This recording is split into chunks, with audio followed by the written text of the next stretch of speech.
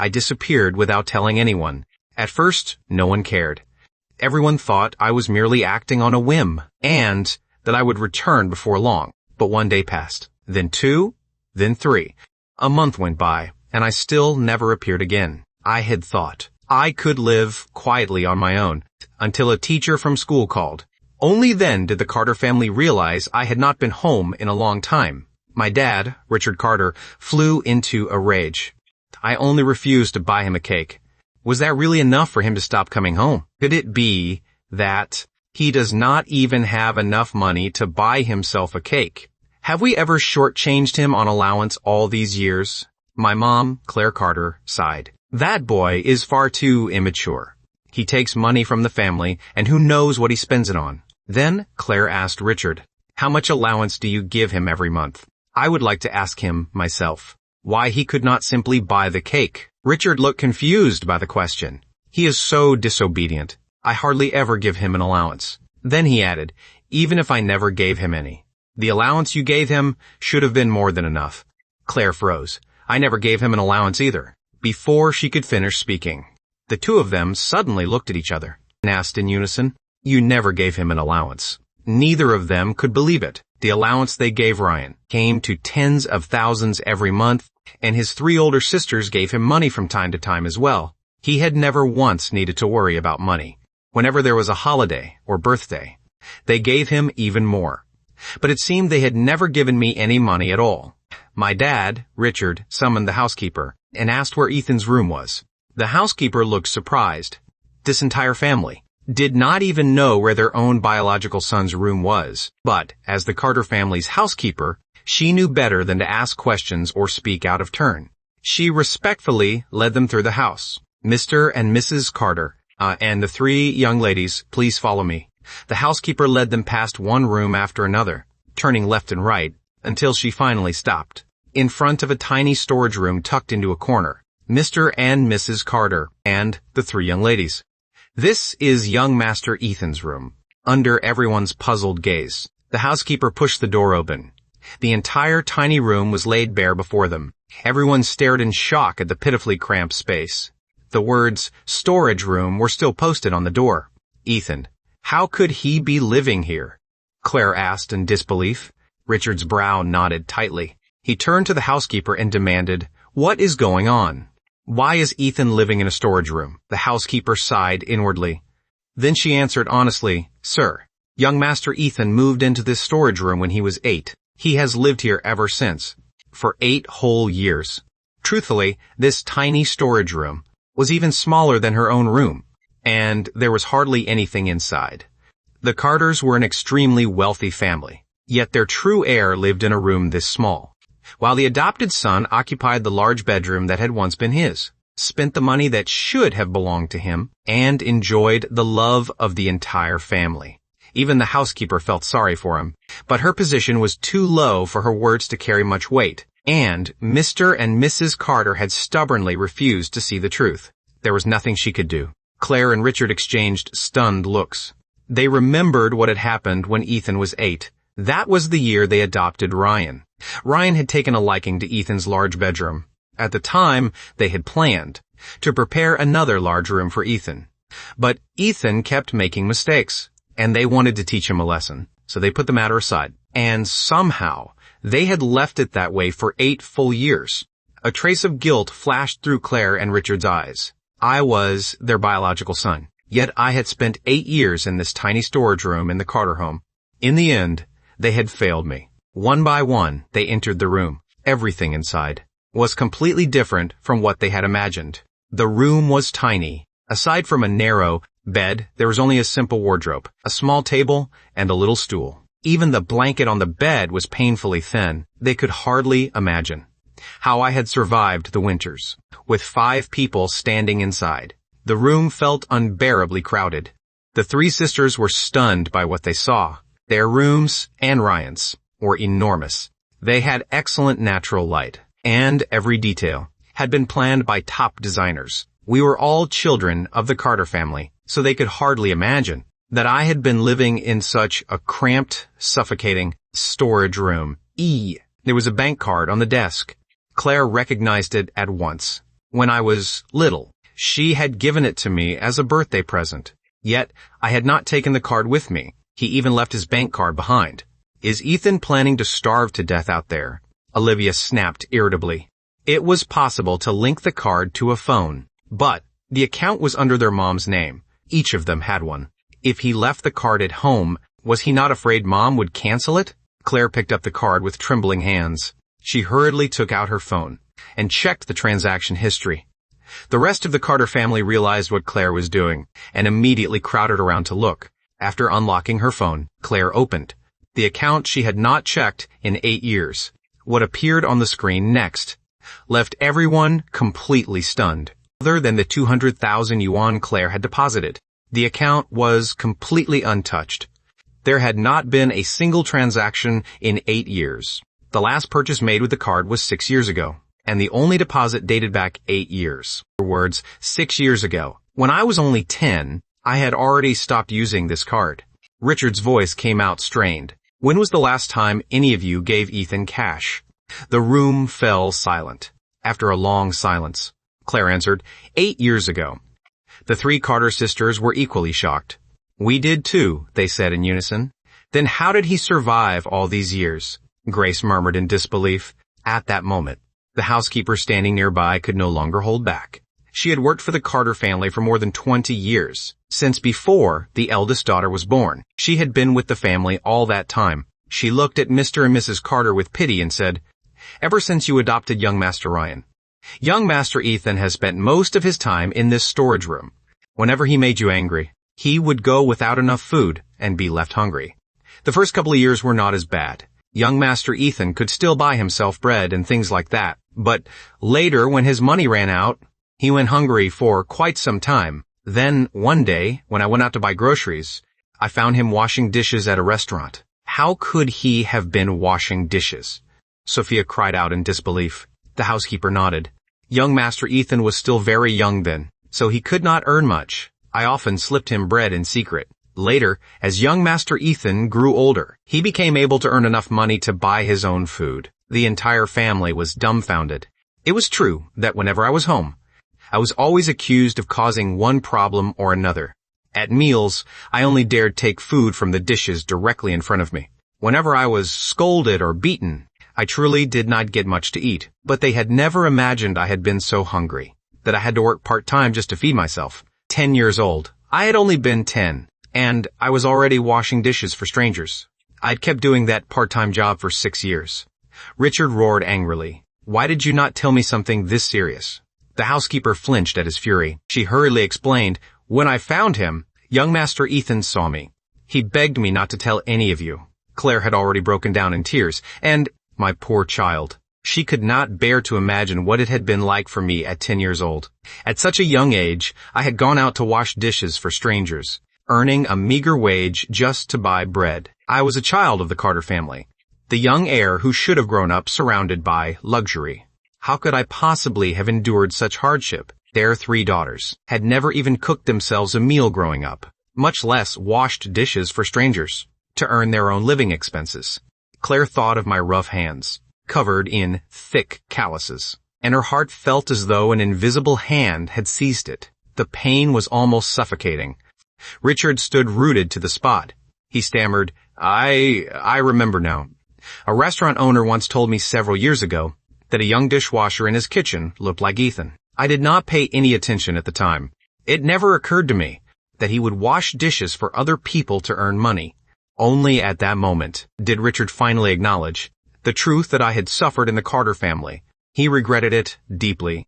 Had he gone to sea for himself back then, I would not have suffered for so many years. Claire sobbed as she spoke. We were far too harsh on him and cared far too little about him. That was why he never dared tell us. Grace sighed. She had once, accidentally, seen my rough hands. She had been confused at the time, but she had already grown accustomed to treating me coldly. So she never asked me about them. Mom and Dad said he was badly bullied today, and was injured too. I wonder how he's doing now. Inside the tiny storage room, the atmosphere was unbearably oppressive. Sophia seemed lost in thought, but said nothing. Although Olivia was somewhat moved, she still looked down on me. Maybe this is all just another one of his tricks to gain our sympathy. Around the corner outside the doorway, hidden from their sight, Ryan's entire body stiffened, and his fists clenched tightly. That bastard. I thought once I drove him away, this family would finally belong entirely to me. It was not easy getting him to leave, but now that he is gone, they have actually started caring about him. Ryan took a deep breath. Suppressing his anger and jealousy, he pretended he had just woken up, then stepped around the corner and appeared before them. "Dad, Mom, you're back," he said in a weak, feeble voice, leaning against the doorway, as though he might collapse at any moment. Olivia cried out, "Ryan," and hurried forward to support him. She asked gently, "Are you feeling unwell again?" Ryan clutched his chest and nodded weakly. "I'm fine. I just need to rest for a while." Ryan's face was rosy and healthy, without the slightest trace of weakness. Yet his clumsy acting always managed to fool the Carter family, even while pretending to be weak. He did not forget to ask, "How is Ethan? Is he all right?" Claire stopped crying when she heard Ryan's voice.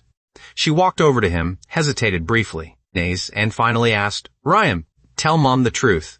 Why do you always bring people to beat Ethan up?" The moment she said this, all three sisters were stunned. They only knew that Ethan had indeed been injured, and that a group of people had attacked him. But how could Ryan have been the one leading them? Ryan's lowered hand suddenly tightened. But he quickly composed himself. With an innocent and wounded expression, he said, "Mom, why would you say that? No matter what, Ethan is still my brother. How could I bring people to beat him up?" Tears quickly filled his eyes, threatening to fall at any moment, as though he had suffered an unbearable injustice. However, this time, Claire and Richard did not react as they usually did. By immediately comforting him, their movements paused. "But we watched the surveillance footage, and you really were the one who led the attack on Ethan." Claire frowned slightly. Ryan clenched his fists. "Surveillance footage. There was actually a camera. He usually attacked me in bathrooms without cameras, or in secluded alleys. How could there have been surveillance footage?" He carefully recalled every place where he had bullied Ethan. It seemed he had carelessly done it in the hallway a few times. Before Ryan could say anything, Olivia hurriedly said, "Dad, Mom, videos can be fabricated nowadays. How do you know the surveillance footage you saw was genuine?" Compared with Olivia, Sophia was slightly calmer. She instead asked, "Dad, Mom, where did you see the footage? Could Ethan have arranged for someone to tamper with it?" She did not finish her sentence, but everyone present understood what she meant. She absolutely refused to believe that Ryan would lead others in bullying Ethan. Ryan was so gentle and well-behaved. How could he possibly take the initiative to bully someone? Ethan, on the other hand, had befriended a group of delinquents outside school and got into fights every day. He seemed far more likely to be the bully. Richard immediately shattered their speculation.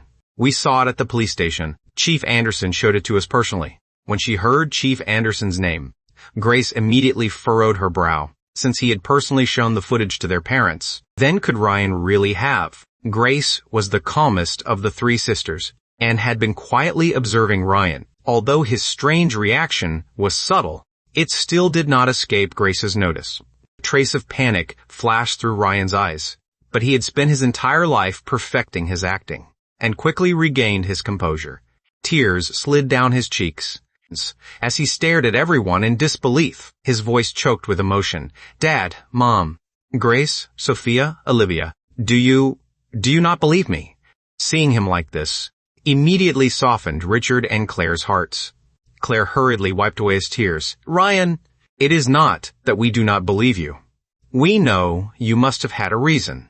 We only want to know what happened." The look in Richard's eyes visibly softened as well. Only Grace remained unmoved. She watched the tearful Ryan and frowned slightly. Ryan would turn 16 in 3 days and was already nearly a grown man. Ethan had begun earning money to support himself at 10. Although he had been constantly scolded over the years and beaten by Dad, she had never once seen him shed a tear. Yet Ryan cried at the slightest provocation. For the first time, when Grace saw Ryan crying, she felt no urge to comfort him. She even found him somewhat irritating. Olivia said irritably, "What other reason could there be? Ethan fights at school every day. He must constantly bully Ryan there too." Ryan probably had no choice but to fight back. Hearing this, everyone instantly became nervous. Claire anxiously looked Ryan over from head to toe. Did Ethan bully you? Were you injured? Every member of the Carter family became worried. Only Grace's eyes remained filled with doubt. The surveillance footage Chief Anderson showed them was only a small part of what had happened. As for what occurred outside the camera's view, who knew what might have happened? A trace of triumph flashed through Ryan's lowered eyes. He did not even need to invent an excuse himself. He bit his lip tightly and remained silent. He said nothing, yet it seemed as though he had said everything. The moment they saw his reaction, everyone thought they understood. Ethan had actually dared to bully Ryan at school. He must have lost his mind. After bullying Ryan, he had even turned around and accused him, persuading Ryan to seek medical treatment and report it to the police, because he wanted Ryan sent to prison. Fortunately, Ryan had not yet turned 16. Otherwise, Ethan's scheme might have succeeded, and they had actually felt sorry for Ethan. Richard and Claire were instantly overwhelmed with regret. Fortunately, Ryan had known how to fight back.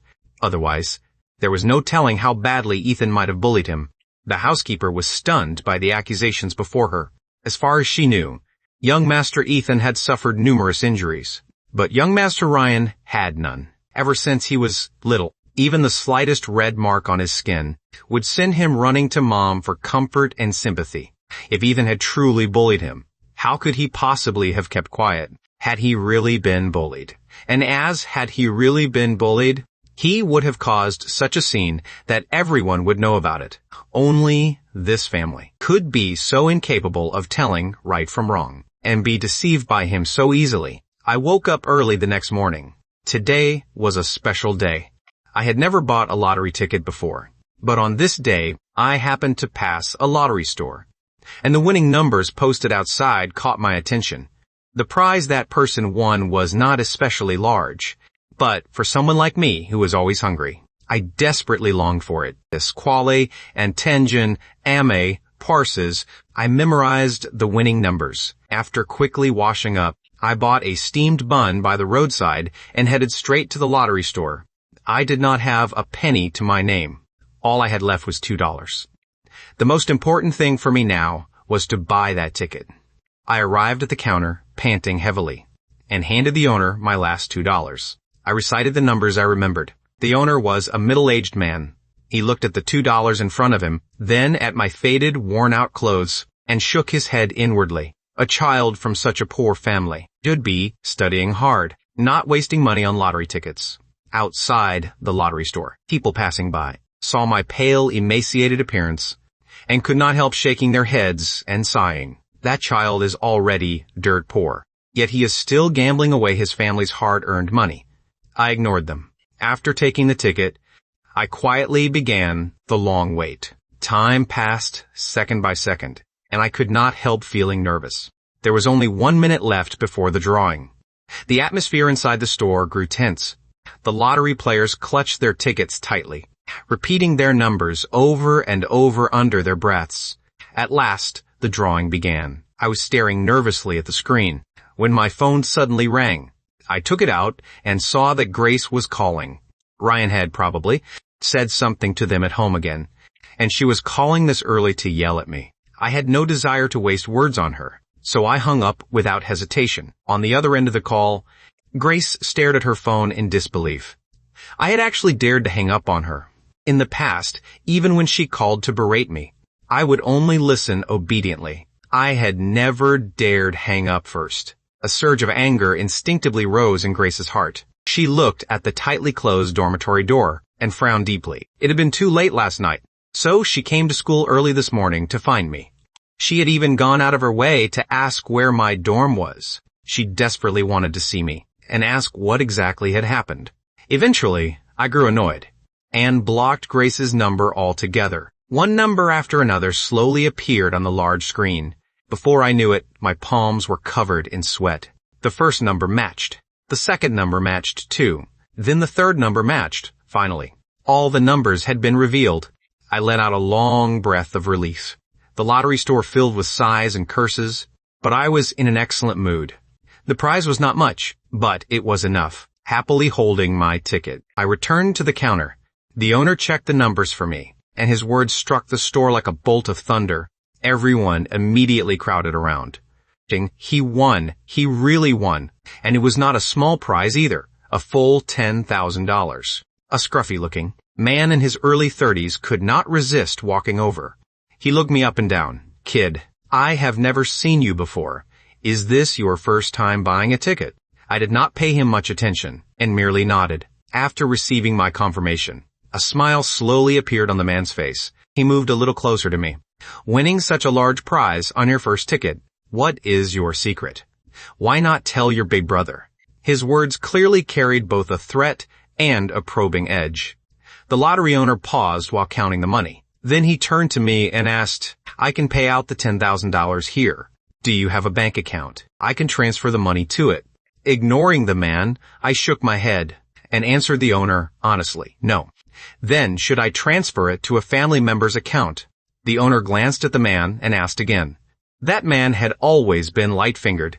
Whenever someone won while alone and looked easy to bully, he would steal from them. He had even spent several years in prison. He was a genuine street thug. The boy before him looked only 16 or 17 and was so thin and frail. Carrying $10,000 in cash would obviously be unsafe. He had already been targeted before even leaving the store. I glanced at the man and understood the owner's good intentions, but there was no chance. I would transfer the money into a family member's account. "No, just give me the cash." My answer made the owner anxious. This student clearly had no idea how dangerous society could be. Someone had already set his sights on him, yet he did not seem nervous at all. Losing the money would be the least of his worries. The owner was more afraid that he might get hurt.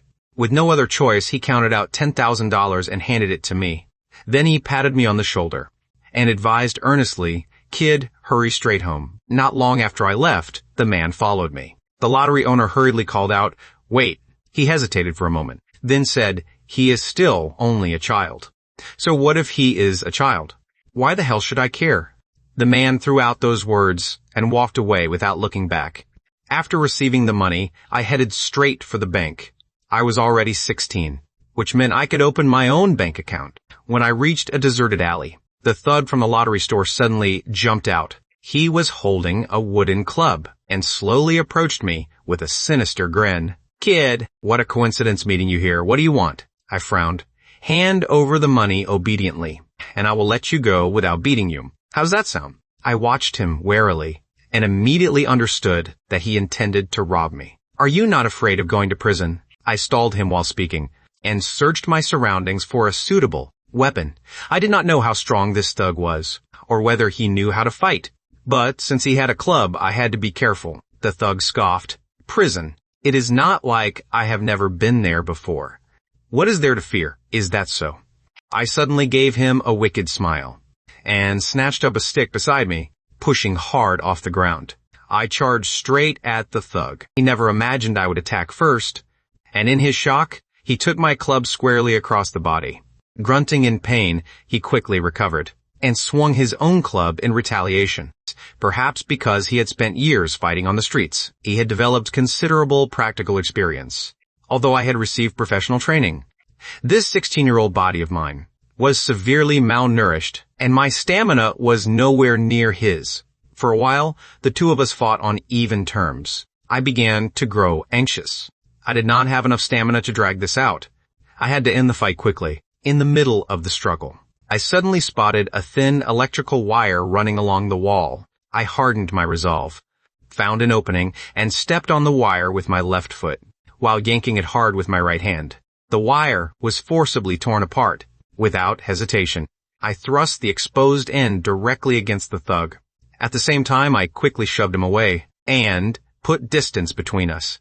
The wooden club in his hand was still raised high, ready to smash down on my head, when a powerful current suddenly surged through his body. His entire body went numb, and before he could even curse, his eyes instantly went blank, and his body collapsed to the ground. I immediately pulled the wire away and tossed it aside, then slumped onto the ground, gasping for breath. The thug had received a serious electric shock. Had the voltage not been low, and the contact lasted only a brief moment, the shock might have killed him outright. Once I caught my breath, I immediately called the police. I felt my pocket. The money was still there, and by coincidence, the officer leading the team was the same one from last time. The moment he got out of the car, he saw me leaning against the wall. Nay, and frowned. Why is it you again? I gave him a weak smile. Yeah, what a coincidence. I was the one who called. He tried to rob me. The other officers quickly restrained the thug, who had just recovered, and was trying to get up and escape. The moment they saw his face, they knew he was a repeat offender. He had only recently been released from prison and still had not changed. The officer supporting me could not help feeling sorry for me. This kid really had terrible luck. He was bullied on his birthday yesterday and robbed today. The thug and I were both taken to the police station. After my wounds were bandaged and the necessary statements were taken, I left the station. The final outcome would have to wait until the proper procedures were completed. There was no reason for me to remain at the station, so I left as soon as I finished giving my statement. Looking at the bandages covering me, the lead officer offered, "Where are you going? I can give you a ride." Most boys my age would have broken down after going through so much and suffering so many grievances. But I had handled everything calmly, without crying or making a scene, and my eyes remained completely clear, something he had never seen before. The lead officer could not help forming a much better impression of me. I nodded. Thank you. Having a police officer escort me was naturally the safest option. Daniel Brooks, I murmured his name, stunned. He was an upright man with exceptional ability. In just a few years, he would rise from an ordinary officer to become chief of the South City Police Department. The two of us chatted along the way, and the more Daniel spoke with me, the more he felt that I was exactly his kind of person. After leaving the bank, I headed straight to the electronics mall. I did not waste any time and bought the same kind of computer I had used in my previous life, a model I knew inside and out. Then I went straight back to the dorm. I turned on the computer with practiced ease and opened a brokerage account. I visited the website I remembered from my previous life and found the stock that had only just begun trading, but was about to soar in the coming days.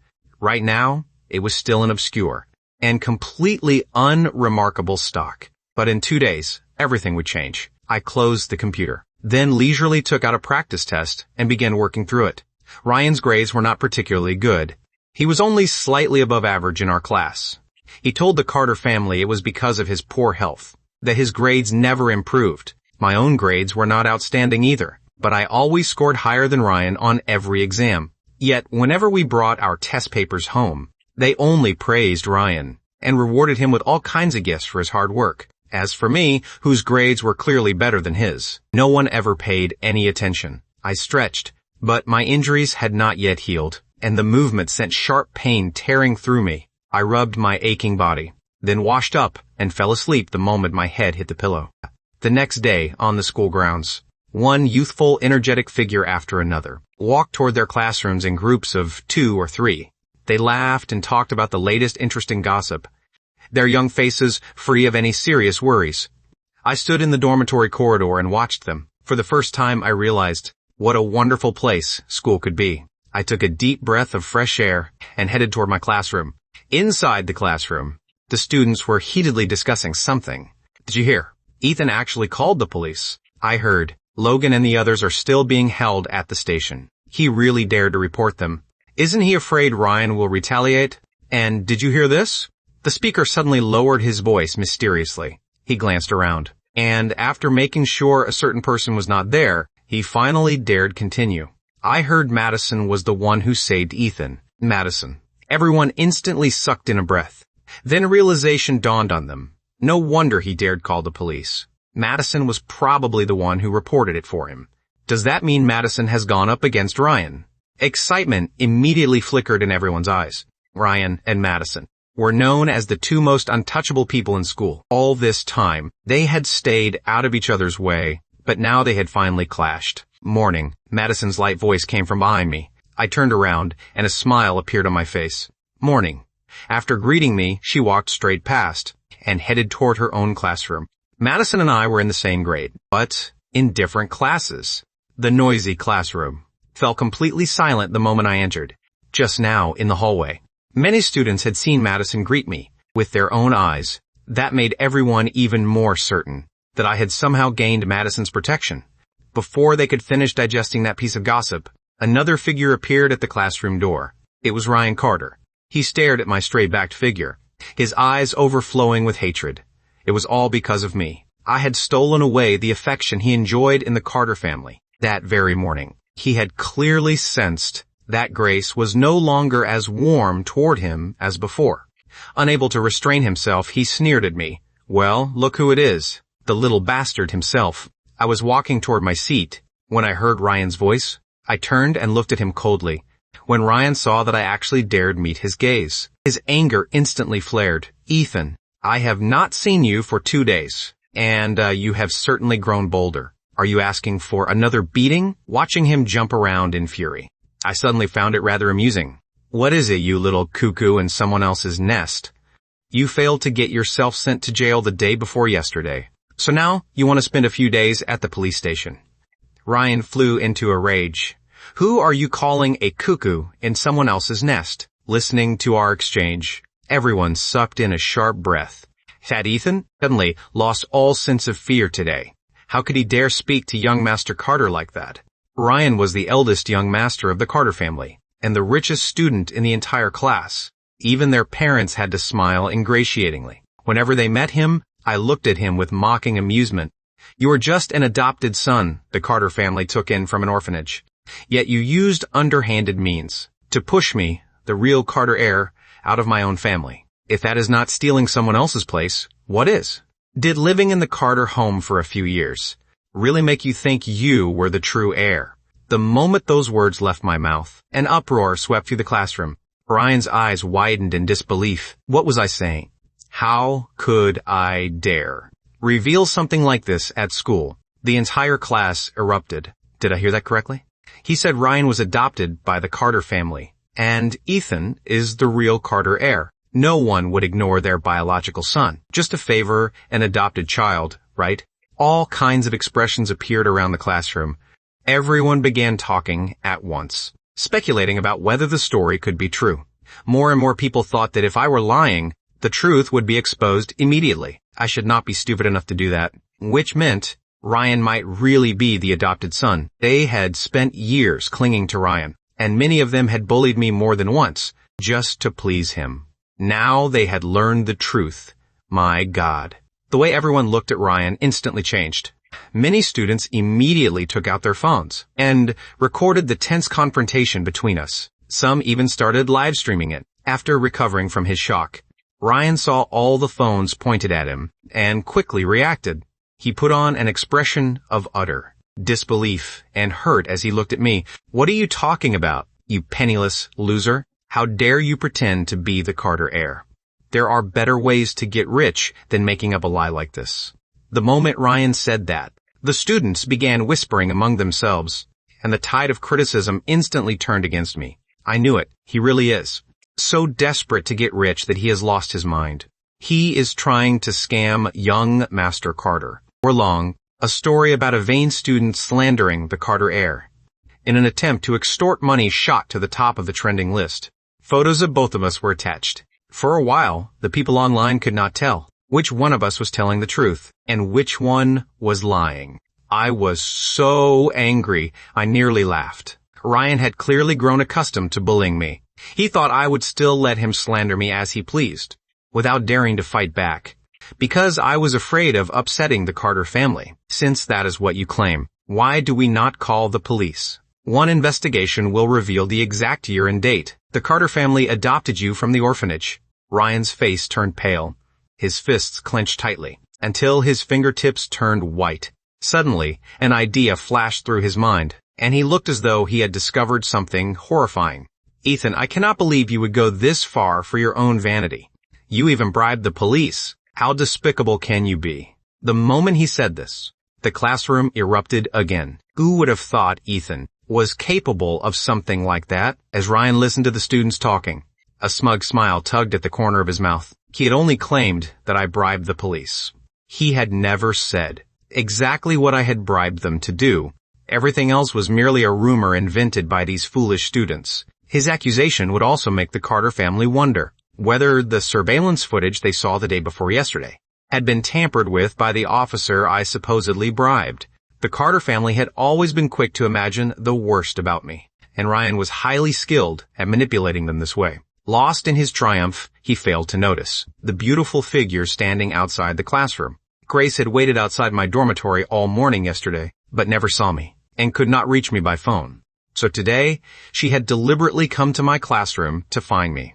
She wanted to learn the truth. She wanted to know whether Ryan had truly beaten me, and whether the surveillance footage their parents had seen was actually genuine before she entered the classroom.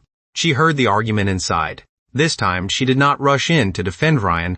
Instead, she remained outside and quietly listened to our conversation for a while. Grace heard every single word. Her eyes widened in disbelief. What was Ryan saying?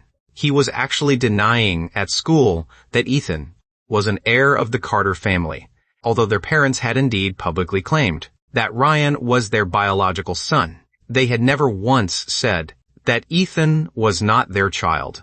Back then, their parents had forbidden Ethan from telling anyone at school that he was a member of the Carter family because they wanted to protect Ryan. But how could Ryan openly deny in front of outsiders that Ethan was a true heir of the Carter family, who had given him the nerve? Grace could no longer tolerate it and walked straight into the classroom. Her appearance instantly silenced the noisy room. The moment Ryan saw Grace, panic surged through him. She probably had not heard what he said just now. She could not have heard it. Had she heard him arguing with Ethan, she would have rushed in immediately to protect him. That was what Ryan told himself, and his anxious heart gradually settled. Before Grace could say anything, Ryan hurried over to her in a few quick steps. He exclaimed happily, "Grace, what brings you here?" Everyone assumed she had personally come to the school, because she was worried about Ryan. Seeing the admiration and amazement in their eyes made Ryan even more pleased with himself. He deliberately moved closer to Grace and said affectionately, "Grace, you are always so busy. How did you find time to come all the way to school just to see me?" Then Ryan pretended to be strong. "Do not worry, Grace. I am already feeling much better. I am fine. You do not need to worry about me." Seeing how close and familiar they appeared, everyone cast envious glances at them at the same time, and they looked toward me as though waiting for a show. I had actually dared to impersonate the Carter family's eldest son. And now, the Carter family's eldest daughter had arrived in person.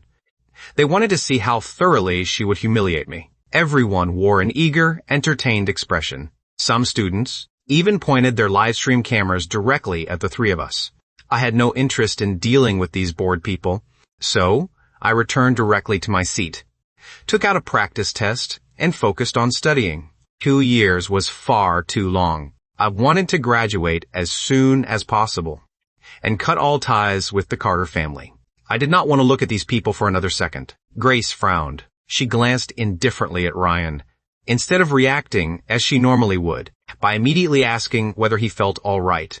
She quietly took a step away from him. Ryan was too immersed in everyone's flattery to notice anything unusual about Grace. He stood there like a proud peacock, basking in everyone's praise, and occasionally responded with false politeness and a few modest words. Because of Grace's arrival, everyone instantly forgot what I had just revealed, and swarmed around the two of them. They desperately tried to make themselves noticed by Grace. This was an extremely rare opportunity. If they could, somehow, win the favor of the Carter family's eldest daughter, they would gain prestige both at home and among their classmates. When that happened, their families would begin viewing them as rising stars and give them access to more resources. Many of these students were not the only children in their families. They had to compete against their own siblings. The child who could bring greater benefits to the family would naturally hold a higher position at home. Ryan clearly noticed the impatience in Grace's eyes, so he hurriedly stepped in front of her. "What are all of you doing? Do not frighten my sister." The crowd had no choice but to flatter Ryan instead, hoping he would give them a chance to approach Grace. That was exactly what Ryan wanted. What he enjoyed most was seeing people flatter and fawn over him, while the classroom remained crowded and noisy. Another graceful figure suddenly appeared at the door. Her arrival, Alfol, sent the entire classroom into an uproar. A large group of students had followed her there. They packed the entrance to the classroom. Some had come to watch the excitement, while others had simply followed the beautiful girl. It is Isabella Reed, the most beautiful girl in school. He came too. I heard she is young Master Carter's fiancée, and the future daughter-in-law of the Carter family. Grace listened to their discussion. And frowned slightly. The Carter family's future daughter-in-law. They also believed that Isabella was Ryan's fiancée. It was true that Isabella had a childhood engagement with the Carter family. More than a decade ago, the Carter Corporation had fallen into crisis. At that time, the Reed family had stepped forward and helped the Carter family survive. Dad had been deeply grateful for the Reed family's kindness, so he arranged for me, when I was only a few months old, to be betrothed to Isabella, who had not even been born yet. Because I had been neglected by my family all these years. Even Isabella, my fiancée, had been ignored by them. But one thing was absolutely certain. The person engaged to Isabella was me, not Ryan. Ryan saw the amazement in everyone's eyes, and turned to find Isabella standing at the doorway, as elegant and pure as a blooming lotus. A broad smile instantly appeared on his face.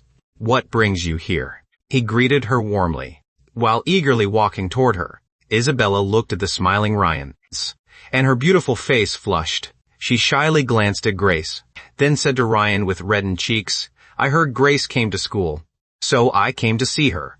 Ryan pushed through the crowd, and naturally took Isabella's hand. He said gently, "Isabella, come with me. I will introduce you to my sister," looking at their tightly clasped hands. Grace's brow furrowed deeply. What was going on? Isabella was clearly Ethan's fiancée, and Ethan was still right here, yet the two of them were behaving so intimately. Grace turned to look at me, only to see me studying with my head lowered.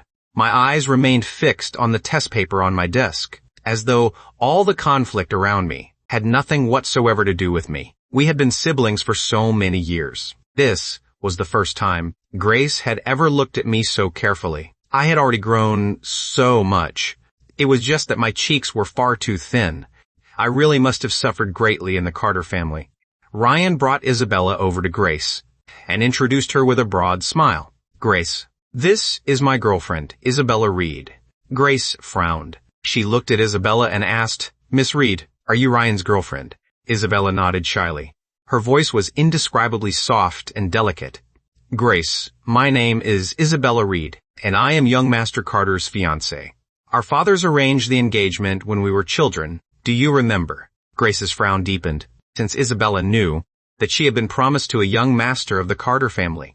Then she should also know exactly which young master he had been engaged to. Ryan looked earnestly at Grace and said, "Grace, I love Isabella. Once I graduate, I am going to marry her." Hearing Ryan's firm promise, Isabella's face grew even redder.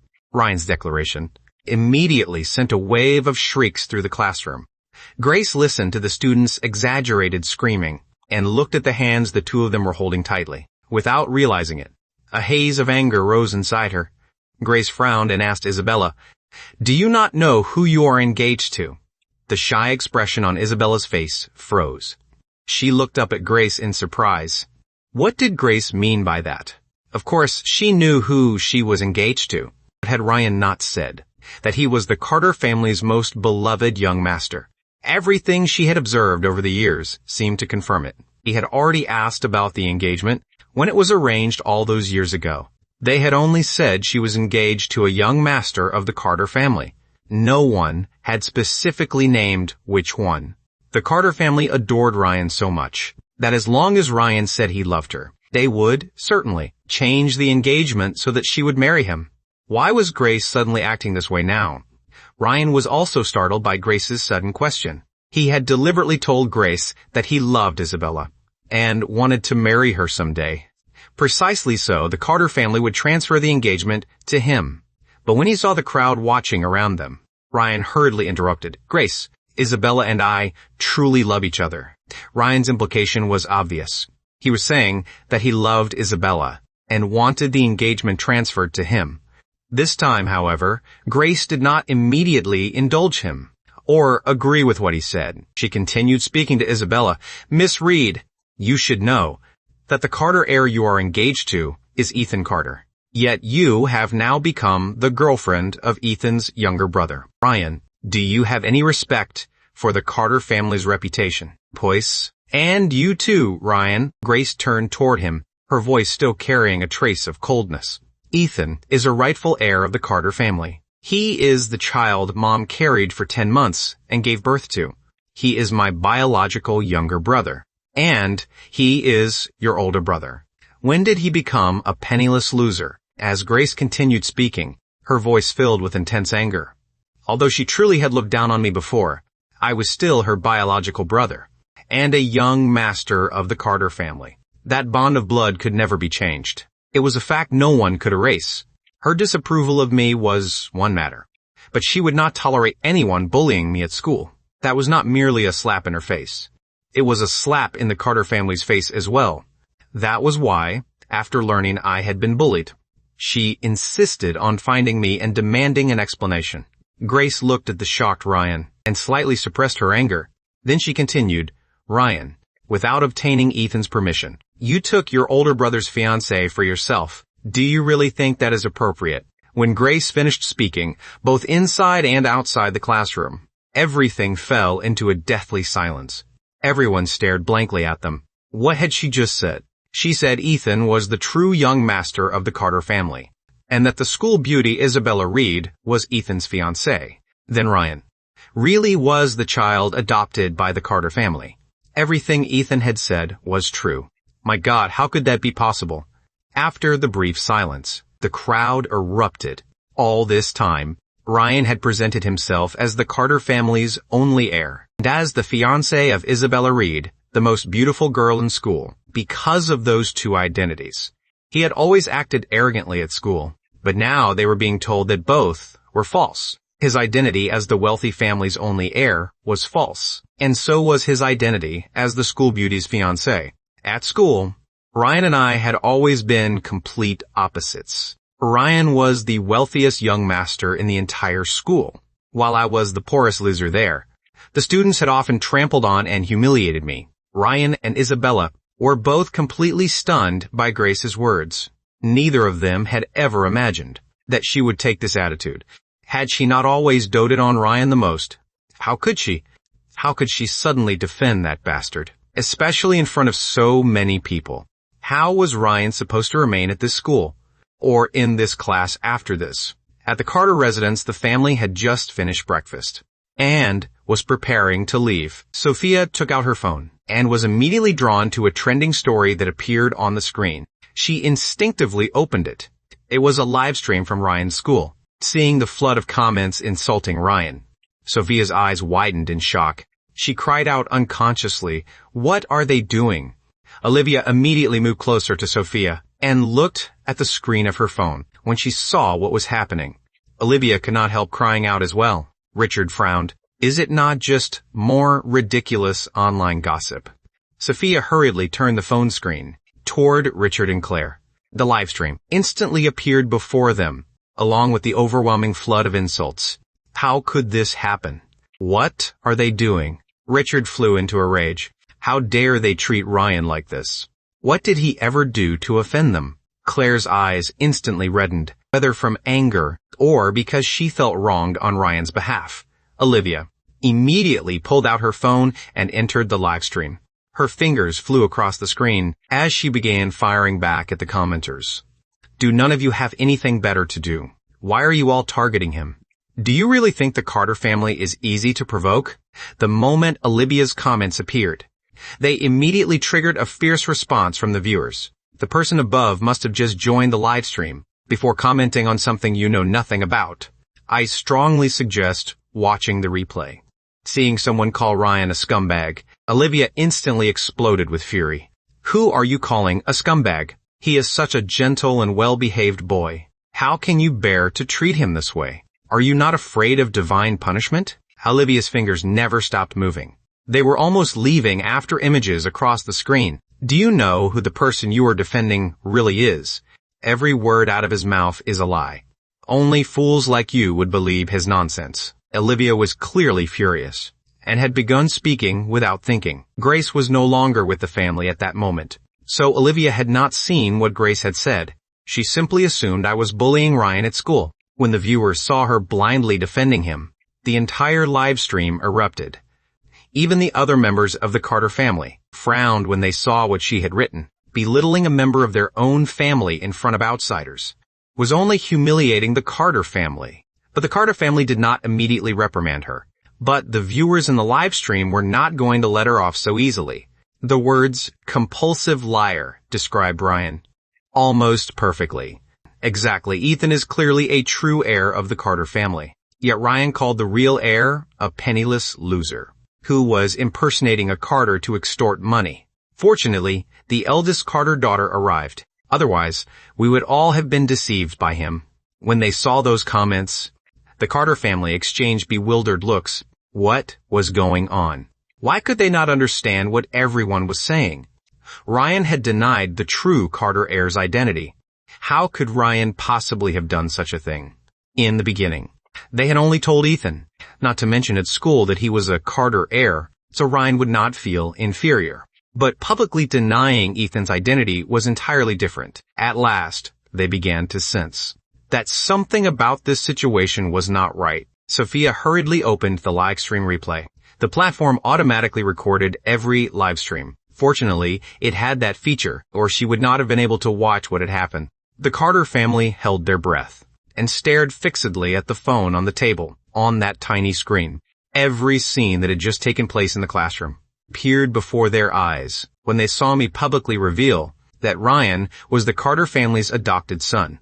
The Carter family immediately showed intense anger. They had forbidden me from telling anyone at school that I was a Carter heir because they wanted to protect Ryan and keep him from feeling inferior. Yet what was Ethan doing now? He had actually announced in public that Ryan was the Carter family's adopted son. Just as they were growing furious, something happened that left them completely dumbfounded. Ryan had actually called Ethan a penniless loser and claimed he was trying to extort money by pretending to be a Carter heir out of vanity. The Carter family exchanged glances. The way Ryan had behaved just now was completely different from the Ryan they knew. Had they not known this was a live stream, they would hardly have believed it. Richard and Claire could not help remembering the surveillance footage they had seen at the police station. Could Ryan truly have been bullying Ethan at school? Grace was not looking at her phone, so she had no idea what was happening in the live stream. I continued working through my practice test. When Grace came over to me, I did not even lift my head. Grace took a deep breath, then softened her voice. Ethan, what exactly is going on? I waited for you all morning yesterday. Where did you go? Previously, everyone had only known that the Carter family adored Ryan to an excessive degree, even after learning just now that I was the Carter family's true biological heir. They still did not believe the family cared much about me. After all, everyone had seen how poor I always looked. I could barely afford a side dish with my meals, and was reluctant to spend money on anything. The Carter family was enormously wealthy, yet they had allowed their own son to live like this. It was obvious how little they valued me. But Grace was such a busy and accomplished person, and she had just said that she waited outside my dormitory all morning yesterday. Did that mean Ethan was actually important to her? I knew what she was asking about, but I had no intention of answering her. I did not want to waste time on people who meant nothing to me. Grace looked at me in astonishment. Yesterday, I had hung up on her again and again, and today, I was completely ignoring her, without the slightest intention of responding. Grace could clearly sense that I had changed. I was no longer the same person. Ever since that Saturday, when I asked for a birthday cake, I had begun to change. Grace did not become angry. She continued, Ethan, come outside for a moment. Let us talk somewhere else. Family scandals should not be aired in public. There were too many people watching here, and far too many phones pointed at them. What Ryan had done just now had already humiliated the Carter family enough. When I saw that Grace had no intention of giving up, I finally stopped writing and looked up. Frowning slightly, I looked at her. Miss Carter, I believe you have already learned the truth. Since you do not believe me, why bother asking? Would you believe me even if I told you? Ever since the family adopted Ryan, when had any of them ever believed a word I said? Grace froze. I had called her Miss Carter. I no longer called her my sister. The more carefully she thought about it, the more she realized it was true. No one in the family had ever believed me. I said impatiently, "Class is about to begin. Unless you have something important to say, stop disturbing me." An awkward expression crossed Grace's face. Being dismissed in public by the younger brother, the family neglected, was somewhat humiliating for her. Everything had happened too quickly. Isabella was the first to recover. She tugged at Ryan's sleeve. Ryan had been watching Grace and me closely. When he saw this opportunity, he quickly walked over to Grace. Then he frowned and rebuked me. "Ethan, how can you speak to Grace like that? She only came because she genuinely cares about you, even if you do not like her. You should not humiliate her in front of so many people." I frowned. It was the same manipulative rhetoric again. The same moral blackmail. It was true that I disliked every member of the Carter family, including Grace. But once Ryan announced it publicly like that, the nature of the situation changed completely. Ryan laughed inwardly. So what if Ethan's true identity had been exposed? With his own intelligence and cleverness, Ryan could still make himself the person everyone valued. He would remain the only son the Carter family acknowledged. I finally set down my pen and looked seriously at Ryan. "You are right. I do not like her anymore. But you are the one trying to humiliate her, are you not?" The moment I said that, both Ryan and Grace froze. Ryan immediately became anxious. When have I ever tried to humiliate Grace? She is the sister I respect most. How could I ever bear to embarrass her? I nearly laughed at his response. "The sister you respect most?" "Of course," Ryan answered proudly, while secretly glancing at Grace. "Since you respect her so much, why did you deliberately announce in front of everyone that she had been humiliated and make her lose even more face?" I shot back without the slightest restraint. Ryan still wanted to behave as he had before and use so-called morality to pressure me. I did not. That was not what I meant. Ryan tried to explain, but everyone was already looking at him accusingly, including Grace. They had already sensed that something about Ryan's words was wrong. They simply had not expected a nearly grown man to use such shamelessly manipulative tactics after I stated it so plainly. They finally saw through his scheme. I was utterly sick of their harassment. Wasting time on these matters was nothing less than disrespecting my own life. Just as class was about to begin, a plump figure appeared at the door. Make way. Make way. His round body squeezed through the dense crowd outside the classroom and came over to me. He looked at me and asked, "Are you Ethan Carter?" I turned toward him in confusion. I had never seen him before, but I still answered, "Yes." Principal Lee nodded. His voice unconsciously softened. "I am the new principal. I believe you.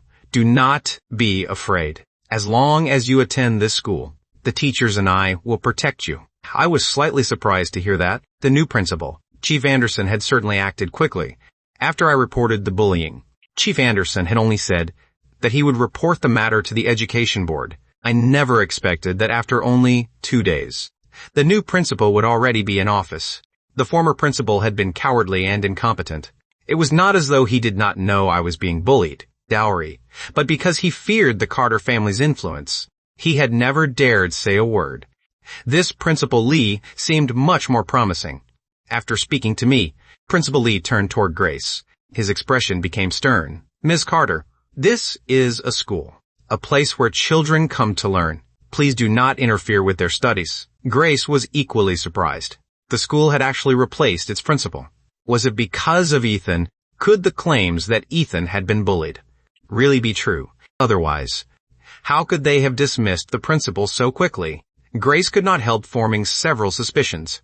She also knew she should not continue disrupting the class. She smiled apologetically. "Principal Lee, I will leave now."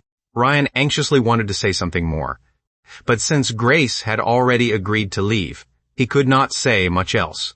Before leaving, Grace lowered her voice and said to me, "I will come back tonight to see you." I ignored her, so Grace could only leave awkwardly. After Grace left, Cass, Principal Lee immediately turned toward all the students, who were still holding their phones high, and barked, "What do all of you think you are doing? This is a school, a place for learning, not your personal live stream studio." The students hurriedly put away their phones. Just then, the bell rang. A figure dressed in white entered the classroom just as the bell sounded, and walked directly to the front.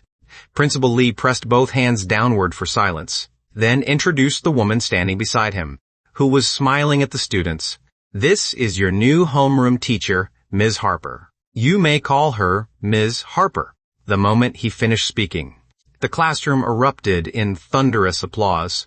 They finally had a new homeroom teacher. Their previous homeroom teacher had been a rigid old man who cared about nothing but grades, and was also an extreme snob. They had already heard yesterday that the old man had been removed from his position and permanently stripped of his teaching credentials.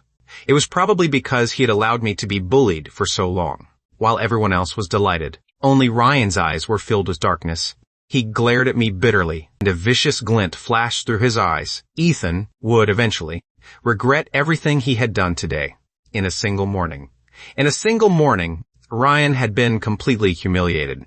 The rest of the school day passed quickly. During the break between classes, I used every cent in my bank account to buy the stock I had examined yesterday. As long as nothing unexpected happened, my balance would increase dozens of times over after tomorrow. Strangely enough, Ryan was unusually quiet today. He did not cause me any trouble, nor did he mock or ridicule me as he normally would. When the final class arrived, Ryan suddenly came over to me after the bell. His usual contemptuous attitude was nowhere to be seen. He smiled at me. "Ethan, tomorrow is my birthday. Dad has already reserved a banquet hall at the Grand Palace Hotel. You have to come tomorrow night." So this was what he had been waiting for. In my previous life, Richard had reserved the finest hotel in South City for Ryan to hold his birthday banquet. Back then, Ryan had behaved unusually and invited me to attend. I had been overjoyed, thinking I would finally be acknowledged in public. But I did not own a suit. Only a few worn-out outfits I had worn for years. While I was worrying about it, Ryan suddenly came to my room and gave me an expensive suit. He claimed it was a gift for me to make up for missing my birthday a few days earlier. Although I found it suspicious, I desperately wanted to appear before everyone and escape the days of being bullied. At Ryan's birthday banquet the following day, just as I was about to step onto the stage and take a family photo, Ryan suddenly looked heartbroken and accused me of stealing his suit. Only later did I learn that Ryan believed that as we grew older, my true identity would inevitably become known to outsiders. So when the largest crowd was present, he deliberately trampled my dignity into the ground. I took a deep breath, then suddenly smiled and answered firmly, "All right, I will be there on time tomorrow night." After receiving my definite answer, Ryan's smile grew even wider. "Then it is settled." "Oh, right." Ryan acted as though something had suddenly occurred to him. "You probably do not own a decent suit, do you?" I sneered inwardly. Damn, Ped, Ryan's crude methods, had not changed at all. I deliberately looked disappointed. "No, forget a suit. I do not even own a decent set of clothes." Ryan could barely suppress the smile on his face. "I own plenty of suits.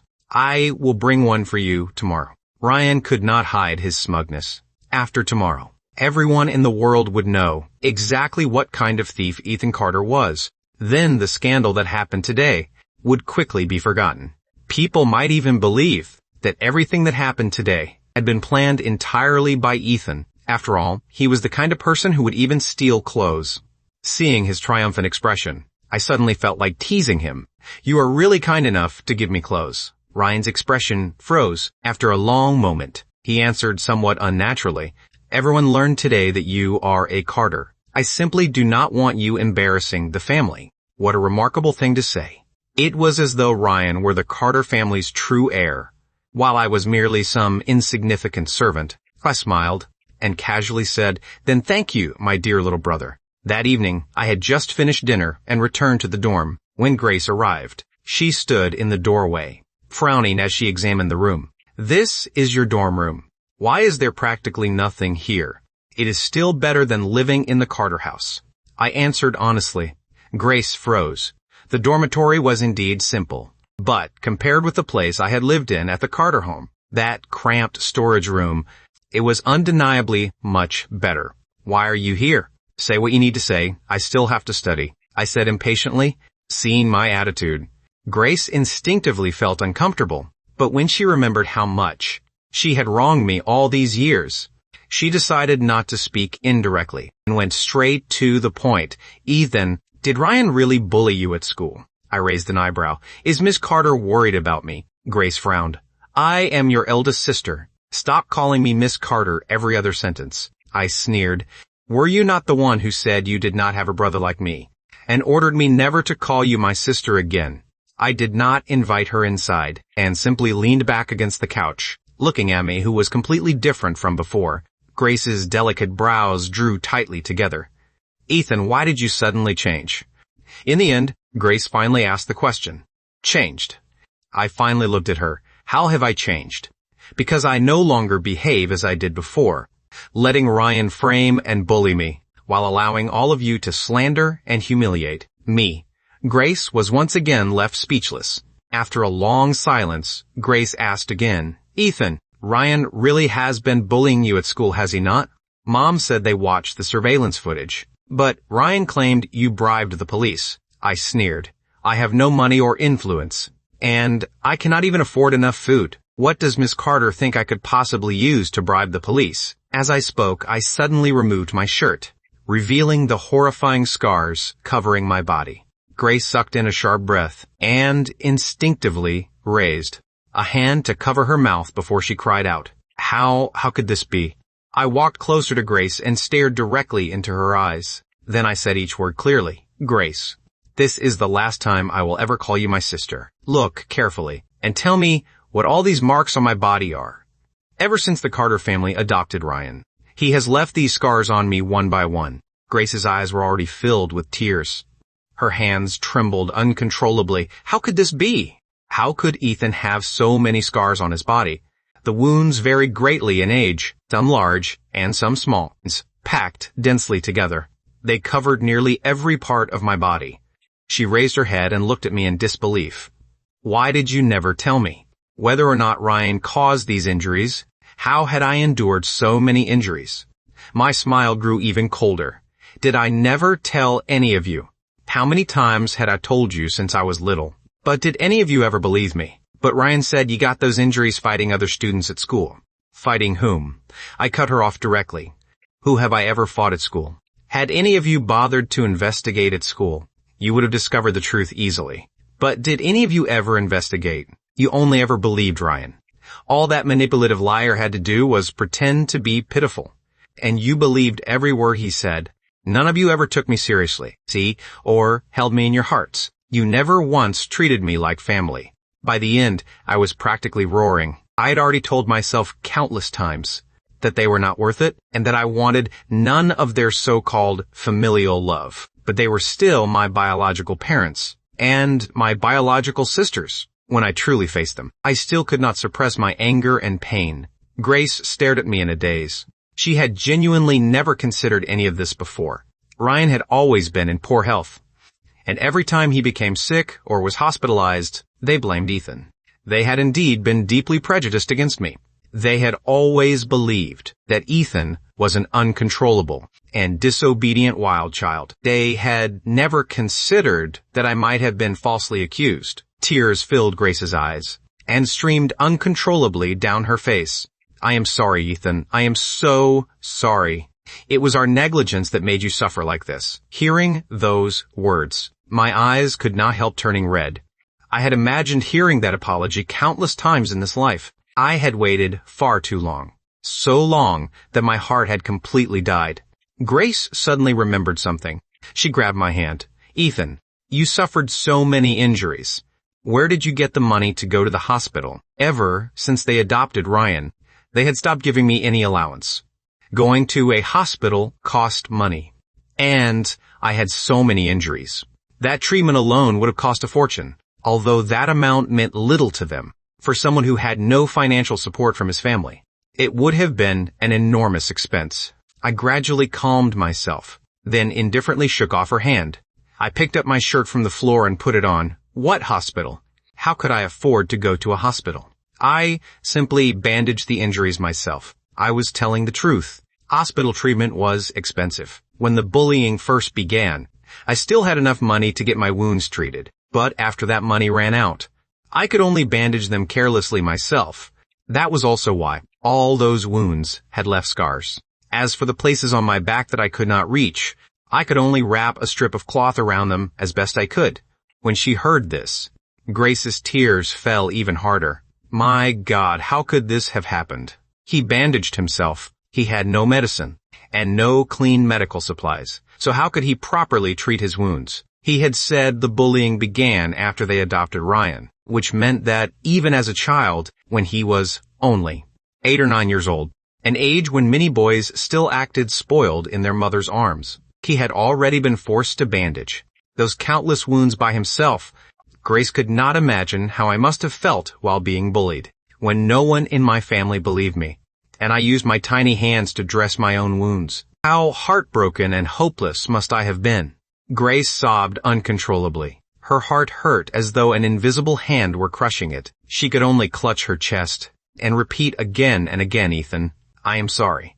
I am sorry. I am so sorry. I returned to the couch and took a drink of water to soothe my throat, completely ignoring Grace's tears and apologies. There had once been a time when I never dared dream of hearing those words, but now I no longer needed them. Belated affection was worth less than weeds, and apologies were no different. I said calmly, Miss Carter, you have finished asking your questions, have you not? Unless there is something else, please stop disturbing me. Grace froze. Miss Carter, I no longer acknowledged her as my sister. Grace choked out, Ethan. She still wanted to say something, but I had no desire to waste any more time. I stood up and slammed the door shut.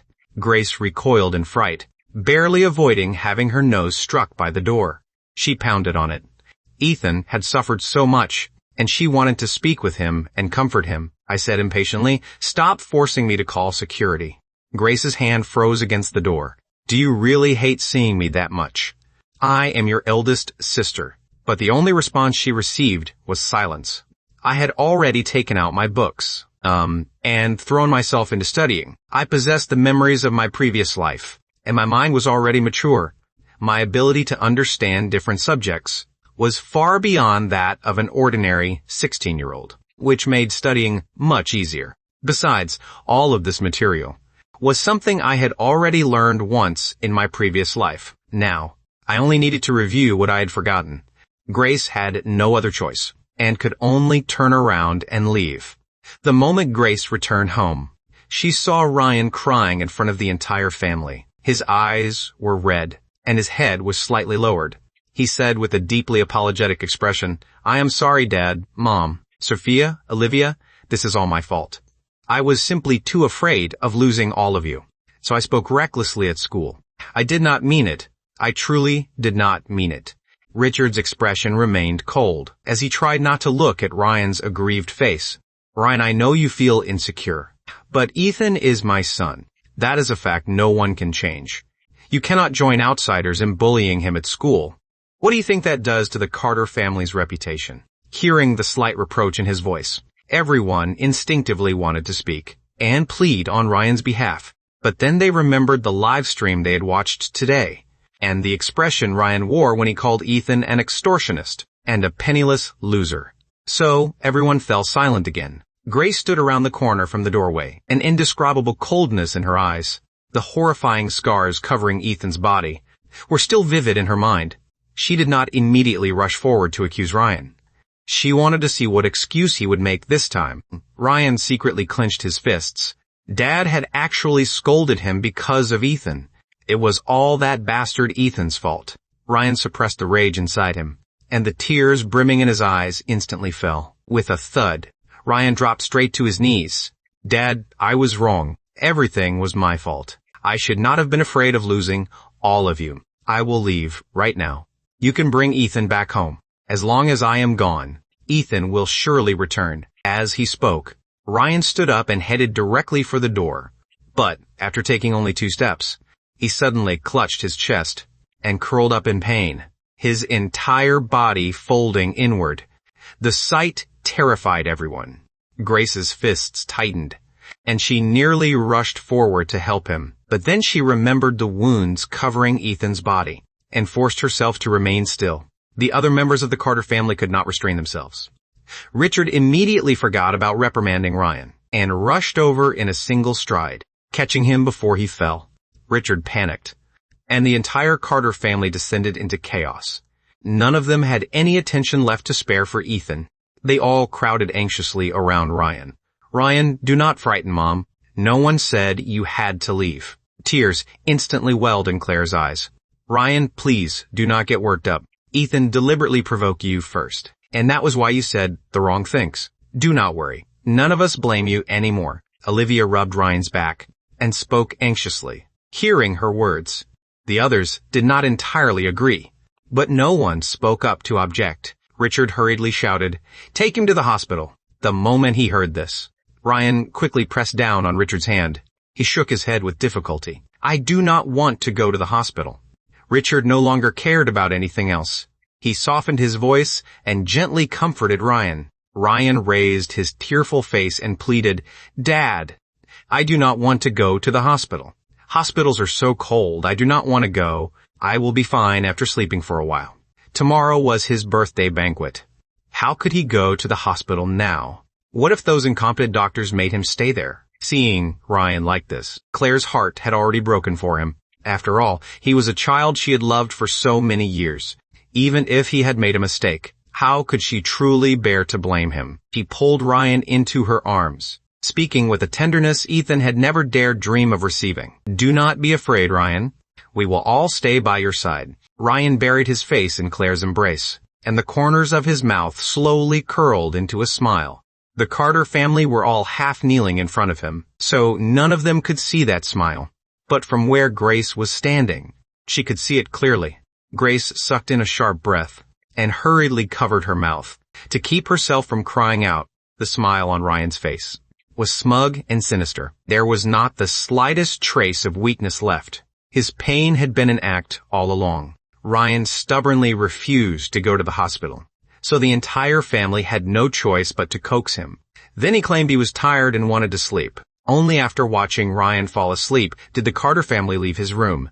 "Grace, why did you only just get home? Where did you go?" Olivia asked. Something so serious had happened to Ryan at school, so every member of the Carter family had rushed home regardless of how busy they were. Grace had always done the same in the past, but today she was behaving strangely. Grace turned toward them. "I went to see Ethan." The moment she said this, everyone froze. Everyone froze. "Why did you go to see him again? What is there to see?" Olivia muttered with a displeased expression. Grace had already gone to see him during the day, so Olivia could not understand why she had visited Ethan again that evening. Sophia came downstairs and asked worriedly, "How is Ethan? Is he getting used to living at school?" Richard and Claire silently sat down on the couch. The atmosphere in the living room became oppressive. Their feelings toward Ethan were complicated. They felt guilty, but still could not rid themselves of the dislike built up over so many years. When Grace remembered the scars covering Ethan's body, tears once again filled her eyes. Seeing her like this, Claire immediately panicked. "What happened? Is Ethan having a difficult time at school?" After taking a long time to compose herself, Grace said, "His entire body is covered in countless wounds." The moment she said this, everyone was shocked. "He really has injuries on his body?" Claire asked in surprise. But Ryan said Ethan had bribed the police. Deep down, every member of the Carter family had believed him. After all, considering everything Ethan had supposedly done in the past, hearing their doubtful words, the tears in Grace's eyes finally spilled down her cheeks. She finally understood why Ethan would rather live at school than stay in this house, in this family. No one was willing to believe him, even though his body was already covered in scars, and even though he had suffered so much since childhood. No one was willing to believe him. As long as Ryan claimed Ethan was bad, every member of the Carter family would immediately assume that he truly was bad. At that moment, Grace finally understood Ethan's despair. The despair of giving everything he had, only for no one to believe him. Grace could not imagine how he had endured all these years. He had been so young. No wonder he had become so timid and submissive. He had suffered so many injuries, yet none of them had known anything about them, because he had not dared tell them. He had feared even greater misunderstandings and scolding. Grace, Sophia began to panic as well. Grace was the calmest and strongest of the three sisters. It had been an extremely long time since any of them had seen her cry. Does Ethan dislike living at school? Sophia asked worriedly. When Olivia heard this, she could not help rolling her eyes. Key was the one who insisted on living at school. Now, he suddenly does not want to stay there anymore. Does he think we are that easy to manipulate? Hearing those words, Grace's gaze suddenly turned cold. She frowned at Olivia. Ethan is a member of our family. He is our younger brother, and the son Mom carried for 10 months and gave birth to. If he wants to return to his own home, why should he need anyone else's permission? Olivia froze. They had said similar things before, so she did not understand why Grace was reacting so strongly this time. Olivia pursed her lips. Dissatisfied with Grace's stern tone, she could not help muttering under her breath, I do not have a brother like him. Even Richard was startled by Grace's sudden burst of anger. Olivia clutched her instantly reddened cheek and stared at Grace in disbelief. Tears quickly filled her eyes. Grace, you hit me. Grace looked at her youngest sister, without softening in the slightest. She said coldly, From now on, you are never allowed to say anything like that again. Why should I? Olivia shouted. Do you not know what kind of person Ethan is? If he were even half as good as Ryan, I would never refuse to acknowledge him. It has been so many years. Have you forgotten all the things he has done? Grace replied coldly. What makes you so sure he did those things? Do you have any evidence? Ryan saw them with his own eyes. What more evidence do you need? Olivia screamed hysterically. She could not believe that Grace had hit her because of that bastard Ethan. Ryan, whatever he says becomes the truth to all of you. Have you never once considered that Ryan might be lying? Impossible. Olivia rejected the idea without hesitation. Someone as kind as Ryan could never lie. Olivia looked at Grace in disappointment. What kind of spell did Ethan cast on you to make you defend him like this? In any case, if he wants to come back, I will be the first to object, Olivia declared firmly. Grace took a deep breath and said painfully, He does not want to come back. Why? Sophia could not help asking. Grace remained silent. She did not know how to explain it, because no matter what she said, every member of the Carter family would believe that Ethan must have some ulterior motive. Sophia grew anxious. Grace, you just said Ethan has many injuries. Is that really true? Grace nodded. It is true. Ethan took off his shirt and showed me. The scars were packed all over his body. They were horrifying. Ever since we adopted Ryan has been bringing people to beat him like that. It has already been 8 years. For 8 years, Ethan has lived under Ryan's bullying. Everyone sucked in a sharp breath when they heard this. Impossible. Olivia was the first to object. Richard could no longer remain seated either. Could there be some misunderstanding? How could Ryan have caused all those injuries? Claire could not help asking, could Ethan be mistaken? Ryan was only 8 years old, 8 years ago, Sophia said hesitantly. Ryan said Ethan bribed the police. He still refused to believe that Ryan could do something like this. She was more willing to believe that Ethan had bribed the police. Giles, which had caused Grace to misunderstand Ryan. Grace suddenly said, We stopped giving Ethan money when he was 8. He has not received anything from us since then. He also could not reveal his family background outside. He had neither power nor influence. What could he possibly have used to bribe the police? Hearing those words, everyone fell silent. Ibo, Kubo, and Eyes. Deep down, they desperately wanted to clear Ryan's name and believe Ethan had bribed the police to fabricate the evidence.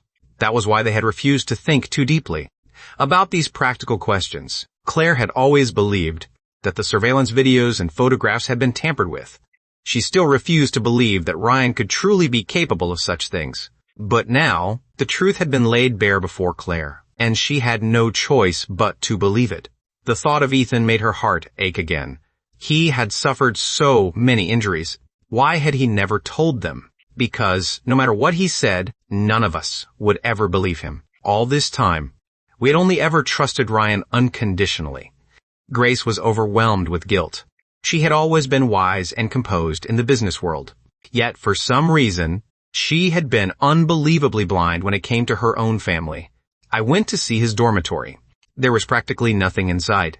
It was not much different from that storage room, but the dormitory was larger, much larger than the storage room, At school, no one will scold him or falsely accuse him. I wanted him to come home, but he shut the door in my face. Grace continued haltingly, "It was us. We are the ones who failed him. Before I came home, I deliberately went to the school and asked around. Ryan really has been bullying him all these years." Everyone wore complicated expressions and could no longer find any words to refute her. They desperately did not want to believe Ryan was that kind of person, but they all knew Grace's personality. She would never say something unless she was absolutely certain. Grace suddenly added, "Just now when Ryan claimed his chest hurt, I was standing at the door while Mom held him. I saw him smiling in Mom's arms." Claire cried out in shock and covered her mouth in disbelief. "How is that possible?"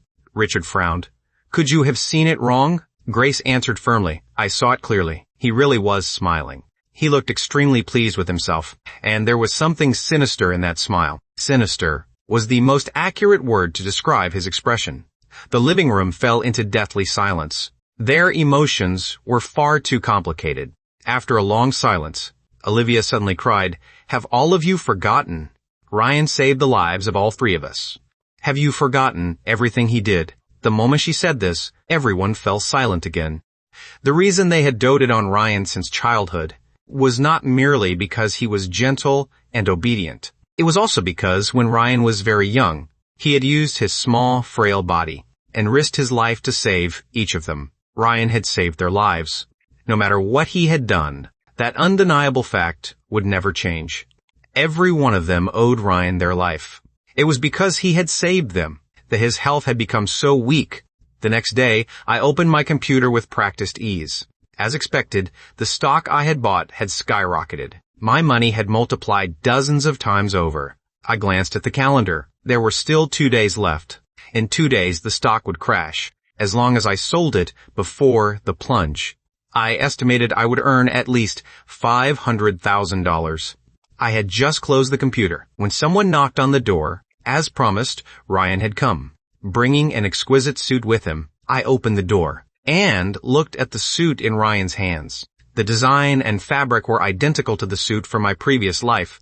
Ryan had abandoned his usual arrogant manner, and his face even carried a seemingly friendly smile. He held the suit out with both hands.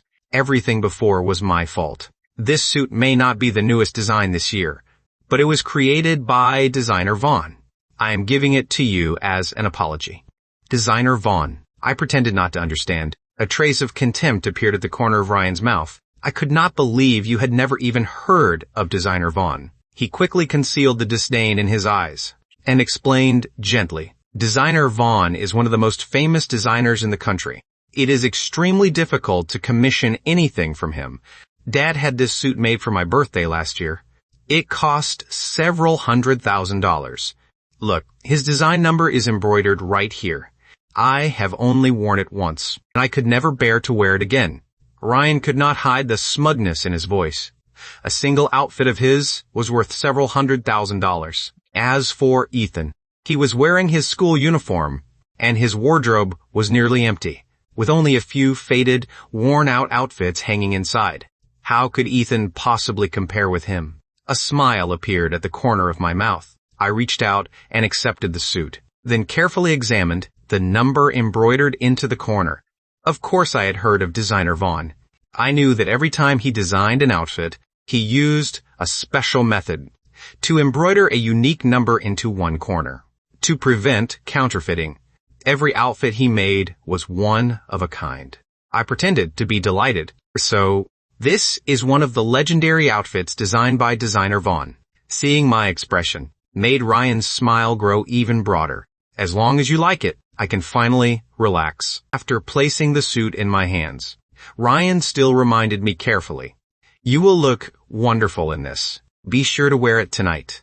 When you attend my birthday banquet, you are already 16. It is time for you to meet some people from high society." I nodded, and Ryan left with complete confidence. Before leaving, he deliberately gave me an invitation, as though afraid I might not be allowed inside. The instant Ryan turned away, a chilling coldness erupted in my eyes. Night gradually fell. After finishing my schoolwork for the day, I changed into the suit Ryan had brought. and headed toward the Grand Palace Hotel. The hotel was not particularly far from the school. My investment gains had not yet been converted into cash, so I was still completely broke, using the little money I had left. I boarded a city bus. The moment I stepped aboard, everyone turned to stare at me. The expensive suit I wore looked completely out of place in those surroundings. I ignored the strange looks around me, found an empty seat, and closed my eyes to rest. Unless something unexpected happened, there would be quite a show later. I needed to conserve my energy. The bus eventually reached my stop, not far from the Grand Palace Hotel. I had only taken a few steps after getting off when Grace's voice suddenly came from behind me. I turned around and silently cursed my terrible luck. I had already run into the Carter family here. Other than Ryan, every member of the family was standing behind me. They all stared at me in surprise. "Are you here to attend Ryan's birthday banquet?" Grace was the first to ask. I answered indifferently, yes. Everyone looked at the invitation in my hand and exchanged astonished glances. In previous years, Ethan had always refused to attend Ryan's birthday banquet, and Ryan had never wanted Ethan there. So why had Ethan come this year? And why did he have an invitation? Did Ryan give you that invitation? Grace asked again. Sophia glanced at the bus pulling away and asked in surprise, "Did you come here by bus?" I glanced indifferently at her and nodded once more. Everyone fell silent. Every one of them owned a private car. Even Ryan, who was still a minor, owned his own sports car. Yet I, a rightful heir of the wealthy Carter family, had arrived by public bus. Richard looked at the suit I was wearing with a complicated expression. He had personally commissioned that suit from designer Vaughn last year. After asking the designer for a special favor, it had been Ryan's 15th birthday present. Ryan had loved it dearly and had barely been willing to wear it himself. Yet surprisingly, it suited Ethan quite well. Ryan must have given it to Ethan as an apology. The fact that Ryan was willing to give Ethan this suit proved that he had begun to regret his actions. They should give Ryan another chance to start over. Claire wanted to step forward and say something to me, but I had already entered the hotel without looking back. Richard said, "Let us go inside too." Claire spoke slowly, although she did not want to believe that Ryan had bullied Ethan for 8 years. She still felt deeply guilty toward me. When we entered the banquet hall, many guests had already arrived. The moment the Carter family appeared, they became the center of attention. 3 days ago, on my birthday, I had only asked for a birthday cake. The entire family had mocked and berated me. Yet 3 days later, for the birthday of Ryan, their adopted son, they had reserved the finest hotel in South City and invited every prominent figure to celebrate with him. Anyone who did not know the truth might have thought Ryan was the Carter family's biological son, while I was the child they had picked up from the street. At the prearranged time, Ryan appeared amid the host's exaggerated announcement. He was dressed in an expensive custom-made suit and entered the banquet hall like a prince, under the attention of every guest. The moment he entered, Ryan impatiently scanned the entire hall. When he spotted me sitting alone in a corner, his eyes lit up and he finally relaxed. Ryan sneered inwardly. Did Ethan really think he could steal the spotlight at my birthday banquet and have Mom and Dad introduce him to all these members of high society? Impossible. Ryan headed directly toward me. He could no longer wait. After everything that happened yesterday, Ryan could clearly sense that everyone was looking at him differently. He hated those looks. He would not allow anyone at his own birthday banquet to stare at him that way. He had to turn the situation around. When everyone saw the direction Ryan was walking, surprise flashed through their eyes. As their gazes followed him, they immediately spotted me sitting alone in a corner, eating, while looking at my phone. The moment they saw my refined face, they remembered the live stream from yesterday. After the live stream ended, the footage had quickly spread throughout the entire elite social circle. It could be said that most members of high society had already watched the video last night. Everyone immediately began whispering among themselves, "Do you see him? That is the true heir of the Carter family." Did you not watch the video from Ethan's school yesterday? No, I was too busy yesterday. How would I have had time to watch some video? I always thought Ryan was the Carter family's only son. I never imagined he was adopted. Do you see that boy sitting in the corner? That is Ethan, the true Carter heir. No way. I knew something seemed strange. I remember the Carter heir was not called Ryan before. This is truly bizarre. Why would the Carter family make their real son sit alone in that corner? Their voices were quiet, but so many people were discussing it that Ryan could not avoid hearing them. He secretly clenched his fists. He knew these people would gossip. He had to reverse the situation immediately. He would never allow anyone at his birthday banquet to humiliate him. Seeing that things were turning bad, the Carter family hurried over to Ryan. Claire quickly comforted him. Ryan, ignore their nonsense. Today is your birthday banquet. You are the only person who matters tonight. If Ryan became so angry that he fell ill, his entire birthday banquet would be ruined. Richard also hurriedly said, Ryan, do not think about anything today. Just enjoy being the guest of honor. Grace was the only member of the family who did not rush to comfort Ryan. Instead, she walked toward me. Ryan stared at Grace's retreating back, and hatred flashed through his eyes. He forced a smile and said to everyone, Dad, Mom, Sophia, Olivia, I am fine. I simply have a few questions for Ethan. Following his gaze, the Carter family also noticed me sitting in the corner. For some inexplicable reason, the Carter family suddenly had a very bad feeling. They instinctively wanted to stop Ryan, but he had already strode forward without allowing anyone to object. Grace reached me first. When I saw someone approaching, I could only turn off my phone, and the stock market screen disappeared with it. Grace hurried over to me and immediately asked, Ethan, where did you get that suit? I raised an eyebrow. Would you believe me if I said Ryan gave it to me? I expected Grace to mock me again, but unexpectedly, she nodded without hesitation. Grace stepped sideways to block everyone's view. Then she continued asking, when Ryan gave you the suit, was anyone else present? I looked at her suspiciously. What do you mean? Could she actually suspect that Ryan might do something underhanded? Had Ryan not always been completely perfect in their eyes? I simply did not answer her question. Grace grew anxious. Hurry up and tell me. She looked me over from head to toe and saw that the suit was the only valuable thing I wore. It was also the only thing connected to Ryan. The moment Ryan entered the banquet hall, he had headed directly toward Ethan. That was completely unlike his usual behavior. Ryan had never even allowed Ethan to attend his birthday banquets before. So why would he voluntarily approach him this time and draw everyone's attention to Ethan? She instinctively felt that something terrible was about to happen. That was why she had hurried over to Ethan first. I raised an eyebrow and knowingly asked, why are you so anxious, Miss Carter? Now, Grace gritted her teeth, not knowing how to answer me. She could only turn around and walk toward Ryan. Grace called out to him as he strode forward. Let us go over there. There are still many guests waiting to speak with you. Grace grabbed Ryan's hand, trying to lead him away. She instinctively did not want Ryan confronting Ethan. Ethan had already suffered at Ryan's hands for 8 years. Ever since she saw Ryan smiling in their mother's arms yesterday, something inside Grace had changed. Ryan subtly pulled his hand free from Grace's grasp. His smile remained gentle and warm, just like the refined young gentleman he had always pretended to be. Grace, I only want to speak with Ethan. There is no need to be nervous. After saying this, Ryan quickened his pace toward me. I watched his impatient behavior with amusement. He was still only a 16-year-old boy. His anxious eagerness to succeed lacked the composure he possessed at 24 in my previous life. Ryan was fairly tall. At 16, he was already taller than Grace. Grace was wearing high heels, yet she still could not catch up with him.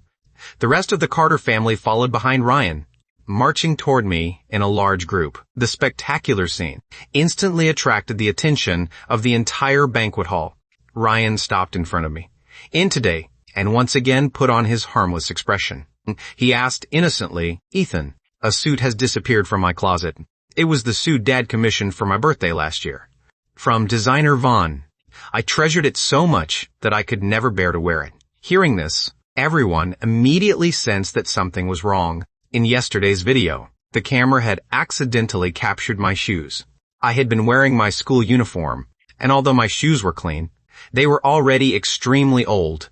Had Grace not personally confirmed my identity, no one would have believed that someone dressed so poorly could be a Carter heir. The suit I was wearing now was obviously extremely expensive. If I had to wear shoes that old, How could I possibly afford such a costly suit? Ryan looked at the clothes I was wearing and pretended to be confused. Ethan, the suit you are wearing looks almost identical to the one I lost. The moment he said this, the surrounding crowd erupted. Ryan's suit had disappeared, only to appear on Ethan's body. What exactly was going on? Everyone only needed to think about it to understand. Richard and Claire exchanged bewildered looks. What was happening? They had assumed Ryan had given the suit to Ethan. They never expected that it had actually been stolen. But Ethan was already living at school and had not returned home for several days. When could he possibly have taken the suit? Lost in thought, they failed to realize that based solely on one statement from Ryan. They had already believed him unconditionally. Ryan's words had convinced them that I stole the suit. This was also why, no matter what happened, I was unwilling to tell them anything. Ryan seemed to have cast a spell over them, no matter what he said. The moment Ryan opened his mouth, they believed him unconditionally. But this time, Grace was no longer as blindly trusting as before, although she had no evidence either. This time, she was certain Ethan would never do such a thing. Everyone already knew Ethan's true identity, so there was no need for him to use such a clumsy excuse to appear before everyone. Besides, ever since he entered the banquet hall, he had been sitting quietly in a corner, with no intention of showing off or stealing Ryan's spotlight. The guests in the banquet hall immediately began whispering. They are exactly identical. Could the suit Ethan is wearing really have been stolen from Ryan? Everyone knows that every outfit designed by designer Vaughn is one of a kind. There could never be another identical suit. Surely not. He is the Carter family's true heir. Would he really do something like that? He may not know this. Although he is the Carter family's biological son, they do not value him at all. How could that be? Is he not their biological son? Why would they neglect their own child and favor an adopted son instead? Otherwise, why had none of us ever heard of this young master? The Carter family must have hidden him away. Who knows what they were thinking? Surely their biological son should matter more than an adopted child. But he actually stole someone else's clothes. That proves his character is terrible. Perhaps that is exactly why the Carter family kept him hidden. That is true. Stealing clothes is far too disgraceful. Listening to the increasingly loud discussion, I looked at Ryan with amusement. Then, under everyone's gaze, I asked him directly, "Are you saying that I stole the suit I am wearing?" Ryan and the Carter family all frowned. Ryan had only said the suits looked identical. He had never directly accused me of stealing it. He could still claim I was wearing a counterfeit and settle the matter with an apology. But if it was officially defined as theft, the nature of the situation would be completely different. This suit was worth several $100,000. If the matter became serious, and Ethan was convicted of theft, he could be sentenced to prison. Ryan quickly reacted. He suppressed his excitement and tried to hide the smile tugging at his lips. Then he pretended to be hurt and troubled. "Ethan, I kindly invited you to my birthday banquet. How could you do this? If you did not have a suit, you could have told Mom and Dad, and they would have bought you one. I know you have always liked taking my things. As for this suit, I already wore it at my birthday last year, so I would not have minded giving it to you." In only a few sentences, Ryan had implied a great deal. Ethan always liked stealing his possessions, and Ethan had stolen a suit Ryan wore last year. Whether I truly liked taking Ryan's belongings, the guests could not know, but formal suits were generally only worn once. For a rightful heir of the Carter family, to steal a suit someone else had already worn was far too humiliating. The direction of the discussion instantly changed. No wonder the Carter family kept him hidden. If I had such a disgraceful descendant, I would not want to take him anywhere either. Exactly. Everyone had already subconsciously decided that Ethan was the thief. If someone spoke up for him now, it would inevitably embarrass Ryan.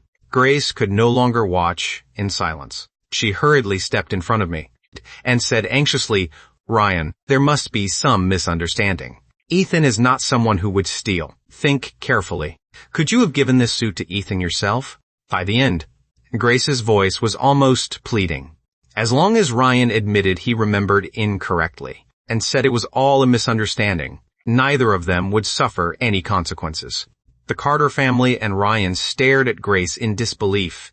What was wrong with her? How could she defend Ethan on an occasion like this if Ryan admitted that he remembered incorrectly? Everyone would inevitably think he was petty and calculating, combined with what happened yesterday. How could Ryan continue moving within elite social circles? I was also surprised. She had defended me once again, but my eyes quickly returned to calm. I did not need her help. Ryan quickly composed himself. He took a deep breath and stared fixedly into Grace's eyes, as though silently questioning her. Grace, why are you no longer taking my side? Do you not love me anymore? Grace tried not to meet his gaze. Ryan was also the brother she had loved for 8 years, and he had once saved her life. Grace instinctively did not want to see him hurt. But Ethan was also her brother, especially after learning how much suffering I had endured over the years. Grace had finally awakened to the truth. She had protected me far too little, seeing her avoid his gaze. Ryan looked deeply wounded. He stopped looking at Grace and said directly, Grace, this suit was a gift Dad put tremendous effort into obtaining for me. How could I betray Dad's sincerity by giving it away? Besides, even if I wanted to give Ethan something, I would have given him a brand new suit. I would never give him one I had already worn. I checked my closet only yesterday, and this suit was still hanging there, yet now it has appeared on his body. Ryan did not finish his sentence, but everyone understood what he meant.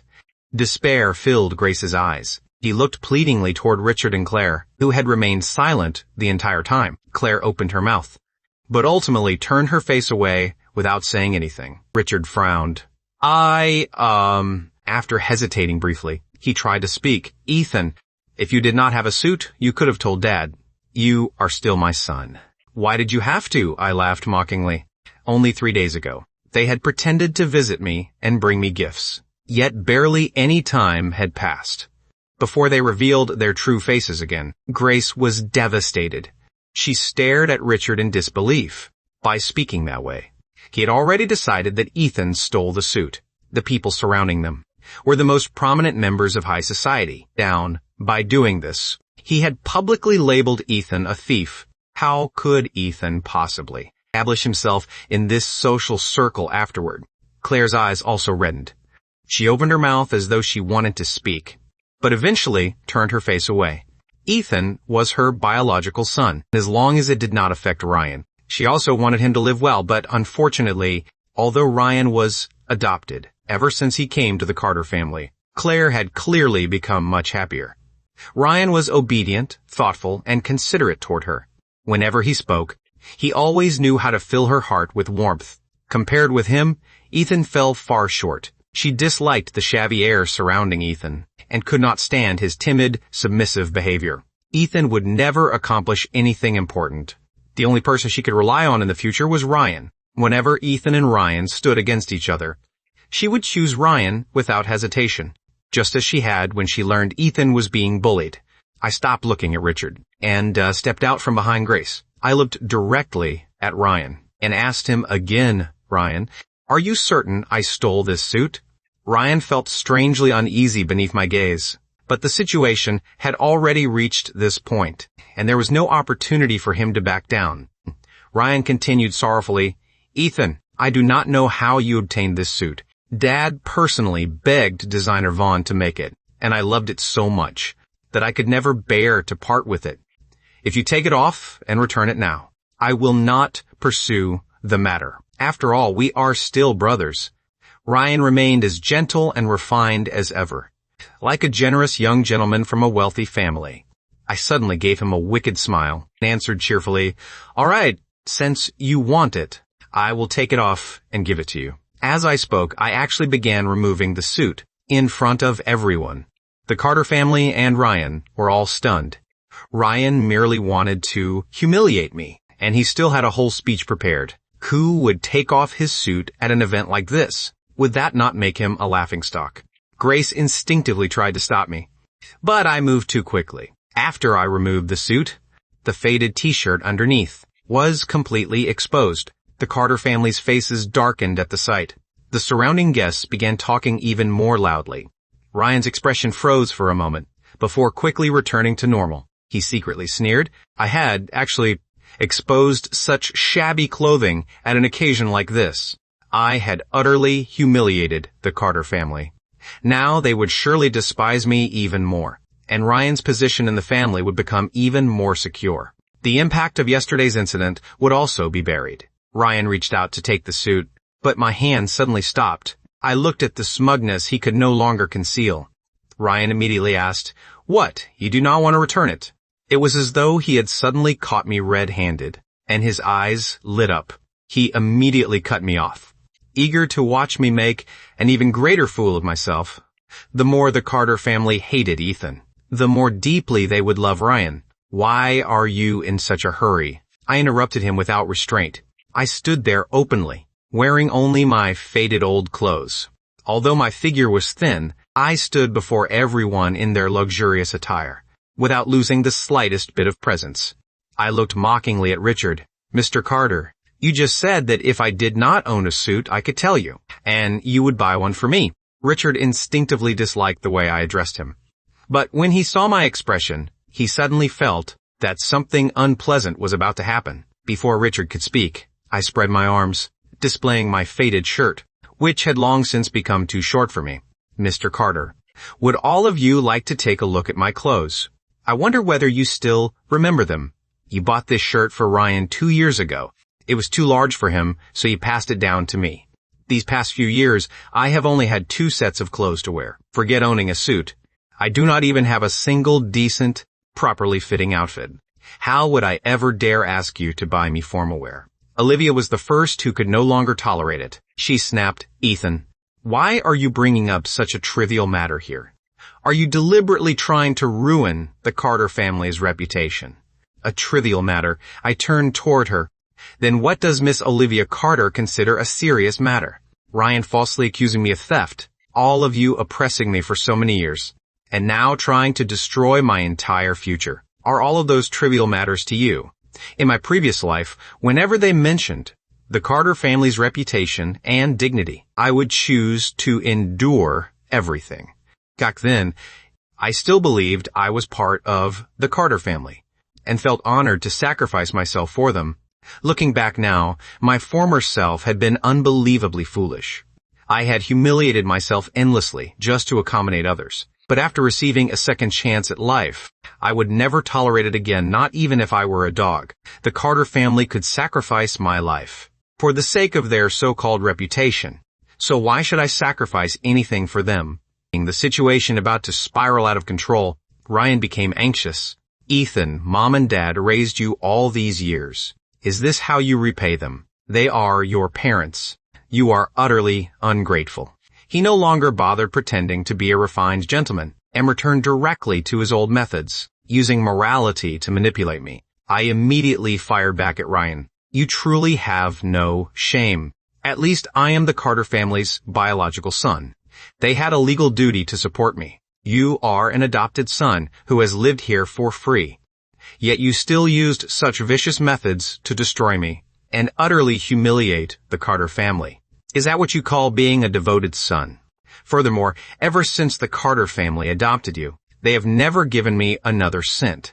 I survived by working part-time to support myself. Not only that, I also endured 8 years of bullying from you. Yet you are shameless enough to stand here lecturing me about gratitude. What right do you have?" I unleashed everything I had. Tearing into Ryan, I turned my anger toward Richard and the others. "And all of you. 3 days ago, it was my birthday, and I only wanted a cake. Yet every one of you berated me. How much could a single cake possibly cost? Throughout my entire childhood, you could not even bear to buy me a cake worth a few $100s. Yet now you stand here pretending that you would buy me a suit. Mr. Carter, when you say things like that, do you ever stop and consult your conscience? Ryan bullied me for 8 years. The countless scars covering my body were all caused by him. When I could no longer endure it and called the police, all you cared about was protecting Ryan. You even demanded that I not press charges against him. With such blatant favoritism, how dare you claim I am your son? Are you even worthy of being called a father?" After I unleashed that torrent of accusations, the entire banquet hall erupted. No one had expected that I would expose all these disgraceful secrets in front of the entire upper-class social circle. Every member of the Carter family trembled with rage. They stared at me in disbelief. Even Grace looked at me in shock. She had never imagined that I would reveal everything so directly. This did not merely humiliate me. It trampled the dignity of the entire Carter family underfoot. Every family had its scandals, but who would voluntarily reveal them to outsiders? As my words continued, Richard pointed a trembling finger at me. His entire body shook with fury, and he could not even form a sentence. But I had no intention of stopping. I took out my phone and connected it to the large screen. My clear voice echoed throughout the banquet hall. As for Ryan's accusation that I stole his suit, there is something I would like everyone to see. Once you watch it, you will naturally know whether I am truly a thief. Ryan instinctively sensed something was wrong. But before he could react, I had already pressed the play button. On the large screen, Ryan and I instantly appeared, although the footage was not especially clear. It was easy to recognize the entrance to the school dormitory. Ryan was holding a suit out with both hands. As the video continued playing, Ryan and the Carter family's faces grew increasingly pale. Ryan finally realized what was happening. He could no longer maintain his composure and completely abandoned his act. He screamed hysterically, "Turn it off. Turn it off now."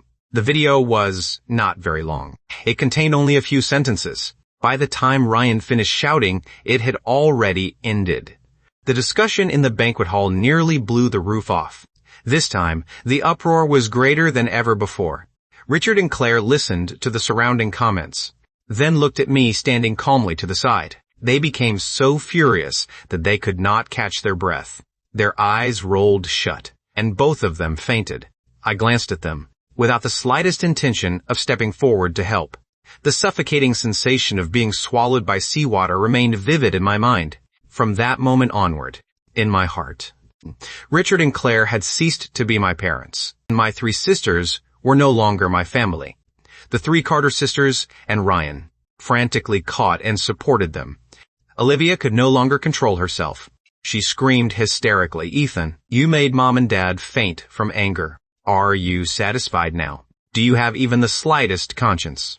What, do you mean I should simply accept being falsely accused and continue allowing all of you to bully me, while you casually brand me a thief, without even being allowed to fight back?" I cut her off directly. Olivia was left speechless by my response. She wanted to say I should endure it for the sake of the Carter family's reputation. But with so many people gathered around, she did not dare say it aloud. She was afraid everyone would turn against her. Richard and Claire were rushed to the hospital. The three Carter sisters hurriedly stayed by their parents' side. In the enormous banquet hall, Ryan was the only host left behind. Ryan panicked. He wanted to stay and enjoy his birthday banquet. He did not want the celebration to be ruined like this. He still had so many excuses prepared to clear his name. He did not want to leave. When the three Carter sisters reached the door, Grace suddenly turned back toward Ryan. "Are you not going to the hospital with Mom and Dad?" Ryan froze.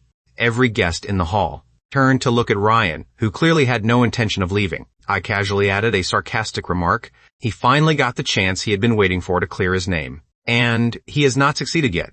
How could he bear to leave now? My words instantly pushed Ryan back into the center of controversy. Grace gave me a long, searching look, then turned and hurried after the others. Ryan glared at me hatefully and gritted his teeth. With no other choice, he reluctantly followed them out. The sound of cars starting echoed outside. They were gone. The guests and I stared awkwardly at one another. After a moment, I stood up. "Since everyone has finished eating, you should all head home." I rubbed my full stomach and was the first to walk out. The guests exchanged bewildered looks. This young Carter heir was rather interesting. Even after being treated so badly by his family, he remained calm. After fighting back, he could still maintain a relaxed attitude and even joke with them. His mental fortitude was truly extraordinary. After I left, the guests could only depart on their own. Ryan's 16th birthday banquet had been completely ruined by his own actions. Ryan had confronted me the moment he entered the hall.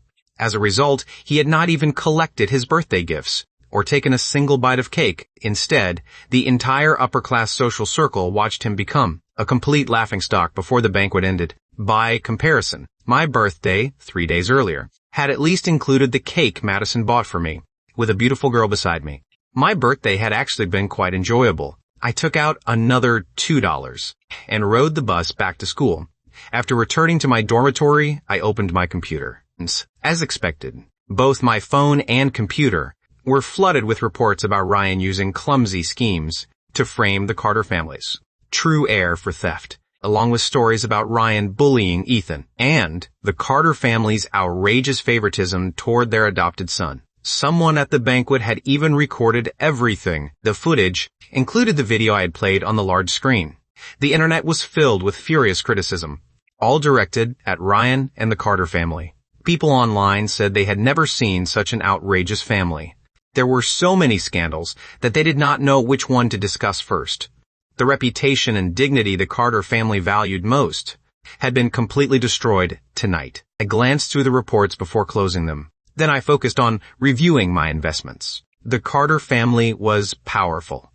They would not allow the scandal to continue spreading unchecked. That was the difference power made. If I wanted to bring down the Carter family, I first needed to strengthen myself. Only after gaining sufficient power could I deliver a fatal blow. Once I withdrew the money from this investment, I would need to begin working on something else. I had my eye on a small company. It was a promising business that would rise rapidly within the next 2 years. I checked the date. The company was currently on the verge of bankruptcy, and its owners were trying to sell it. There was still 1 week from now. Another company would acquire it. I had to earn enough money to buy it before that acquisition happened. Stock trading was not a guaranteed source of profit. My knowledge of the market was limited. I could not rely on stocks as the foundation of my fortune. The next morning, I opened my computer and discovered, in surprise, that Carter Corporation stock had plunged. I had not expected yesterday's spectacle to have such a major impact. I was in an excellent mood. After eating a filling breakfast, I went to class on time. The moment I entered the classroom, the entire room, as usual, instantly fell silent. Unsurprisingly, Ryan had not come to school. He had often taken leave after being hospitalized for illness before, but this time, it was his parents who had been hospitalized. Ryan had remained perfectly fine after such an enormous shock yesterday.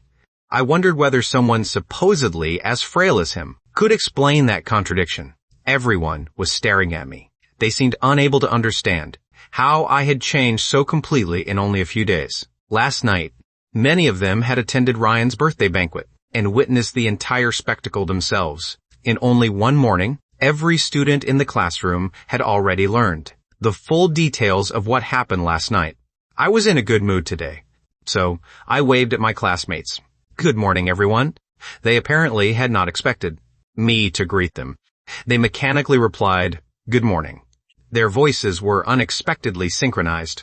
I nodded, like a leader inspecting his subordinates, and glanced around the classroom. Before walking to my seat, I began working through practice questions as usual. My classmates sensed that something was strange, but could not determine exactly what it was. Eventually, they reached a conclusion. Ethan had become much more shameless. I was no longer as easy to bully as before, but considering the Carter family's attitude toward me, no one wanted to go out of their way to flatter me either. Our new homeroom teacher was highly responsible and taught every lesson seriously. I listened with equal concentration. After all, studying hard was the only way to improve. After class, I spotted Madison outside the classroom window. He was peering into the room as though searching for someone. I walked out of the classroom and tapped her shoulder from behind, looking for me. Madison cried out in surprise. He turned around and glared at me with her almond-shaped eyes. You scared me. Her rare, adorably irritated expression made me burst out laughing. You are that easy to frighten. Madison's face reddened when I laughed at her. She quickly realized that I seemed to be teasing her. After we finished joking around, I asked, who were you looking around for? Me. My eyes lit up. Why were you looking for me? I wanted to see whether you were dead. Madison pouted and snapped irritably, Ethan, looking at her soft, rosy lips. For some inexplicable reason, I suddenly felt the urge to taste them. I shook my head and stopped my inappropriate thoughts. We were standing outside the classroom, and many students inside were still watching us. After hesitating for a moment, Madison finally revealed why she had come. "Were you all right last night?" Madison did not have any friends at school. The only person she regularly interacted with and had a favorable impression of was Ethan. Her family had received an invitation to Ryan's birthday banquet yesterday, but she disliked Ryan, so she had not attended. She never expected Ethan to go. She had gone to bed early and did not see the news until this morning, so she hurried over as soon as class ended. Ethan could probably be considered her friend. I waved my hand dismissively and answered honestly, "I am perfectly fine. Ryan is the one who should be having a difficult time." Madison studied me carefully. When she saw that nothing truly seemed wrong, she finally relaxed. Class was about to begin again. Madison smiled and said openly, "Let us have lunch together later." "Sure, I will come find you after class," I answered cheerfully. I liked Madison's cheerful and uninhibited personality. She was probably my only friend at this school. I waved goodbye to Madison and returned to my classroom. Once I stepped inside, I threw myself back into studying. Noon soon arrived. As promised, I went to Madison's classroom. Who is that boy? I have never heard of Madison having any friends. Could he be the legendary Ethan Carter? Yes, that is Ethan from the video. He is even more handsome in person. I did not recognize him at first. Madison is actually that close to him. Is she really not afraid Ryan will cause trouble for her? Ryan is only an adopted son. What is there to fear? Did the Carter family only learn today that he was adopted? Or something? Neither of us paid attention to their whispers, and we walked briskly toward the cafeteria. Madison admired the resilience I carried within me, especially after watching the video of me confronting the Carter family last night. She felt as though she had seen a reflection of herself. "You certainly know a lot for someone so young." "What do you mean, someone so young?" "You're about the same age as me." I gave an awkward laugh. Mentally, I was already 24. I was not truly an ordinary 16-year-old boy. In terms of mental age, I was a full 8 years older than Madison. These were simply lessons I had learned from experience. After we finished eating, my phone suddenly rang. It was Richard. He must have called the moment he woke up to settle accounts with me. After all these years, this was the first time Richard had ever called me. I answered the phone and immediately heard Richard's furious voice roaring through the receiver. "Where have you been? Why did you not answer your phone all morning?" I frowned slightly and replied indifferently, "I was in class this morning." My phone was turned off. My detached tone made Richard's anger lodge in his chest, and he nearly fainted again. After taking several deep breaths, Richard finally said, "Come home this afternoon." I acted as though I had not noticed his anger at all and calmly replied, "I have classes this afternoon." Richard became furious again. "You've already harmed Ryan this badly, and you still have the nerve to attend class. Do you know what everyone outside is saying about him now?" I sneered. "I harmed him. Who else could it be?" Richard flew into a rage. Had I been standing in front of him, he would have slapped me without hesitation. Even if Ryan had momentarily lost his judgment and made a mistake, I still should not have acted without regard for the consequences, and trampled Ryan and the Carter family's dignity underfoot. At his birthday banquet, I had completely disgraced the Carter family. I no longer felt like becoming angry. I had experienced this kind of treatment far too many times. I still replied evenly, "Then call the police." Richard could no longer contain his fury. His entire body began trembling. "You ungrateful son. You ungrateful son." Ryan's voice immediately came from the other end. "Dad, please calm down. I am fine now. I am truly fine. This was all my fault to begin with, but you must take care of your health." Ryan comforted Richard with reddened eyes, while holding back tears and helping him catch his breath. I had no interest in listening to their hypocritical performance, so I simply hung up. Madison asked worriedly, "Is everything all right?" I shook my head. "It is fine. Just ignore them." After lunch, I rested for a while and was about to begin class when the Carter family arrived. Ryan had brought every member of the family, and they stormed into the classroom aggressively. Before I even saw them, I heard Richard's furious roar. "Ethan Carter, get out here." His shout echoed throughout the entire school building. The Carter family's imposing procession had already drawn countless stares along the way, only because class was about to begin. Did no one come out to watch? Ms. Harper had already entered the classroom, and the sudden roar startled her as well. Before anyone could react, Richard had already charged into the classroom and marched directly toward me. Ryan was following behind him, along with Claire and the 3 Carter sisters. Grace had been trying to stop Richard the entire time, but Richard had no intention of letting me off. The aisles between the desks were not very wide, and with so many people crowded inside, the classroom instantly became cramped. The students seated around me quickly moved away to avoid being caught in the conflict. Richard raised his hand the moment he reached me, intending to slap me across the face. But I had already prepared myself. Without hesitation, I reached out and firmly seized his wrist. My eyes narrowed, and the aura around me instantly changed, carrying a dangerous edge. "You still want to hit me?" Richard and everyone else were stunned. I had actually dared treat Richard with such disrespect. Richard furiously tried to wrench, his hand free from my grip. But for some reason, my strength today was astonishingly great. Richard struggled several times, but failed to break free.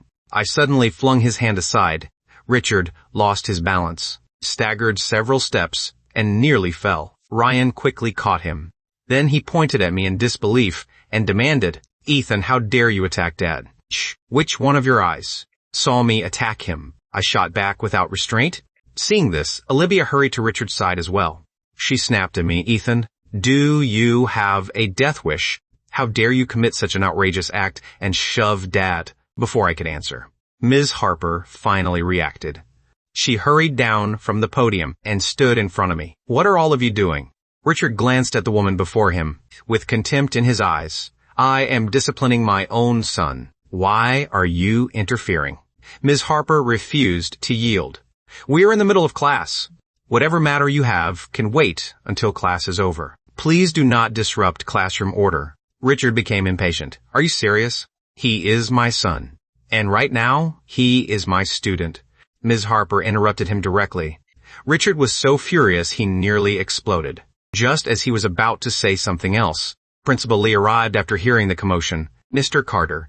When Richard saw Principal Lee, he hurriedly suppressed his anger. "No," and forced a smile. "Principal Lee, I see you are here." As he spoke, Richard reached out to shake his hand.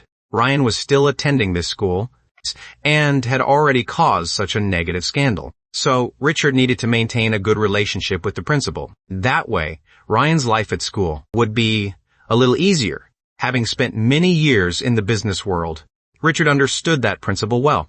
Principal Lee did not refuse, and shook his hand. After all, Richard was a student's parent. He was not only Ryan's father, but Ethan's father as well. After greeting him, Richard said with a disappointed expression, "This ungrateful son of mine has caused your school endless trouble.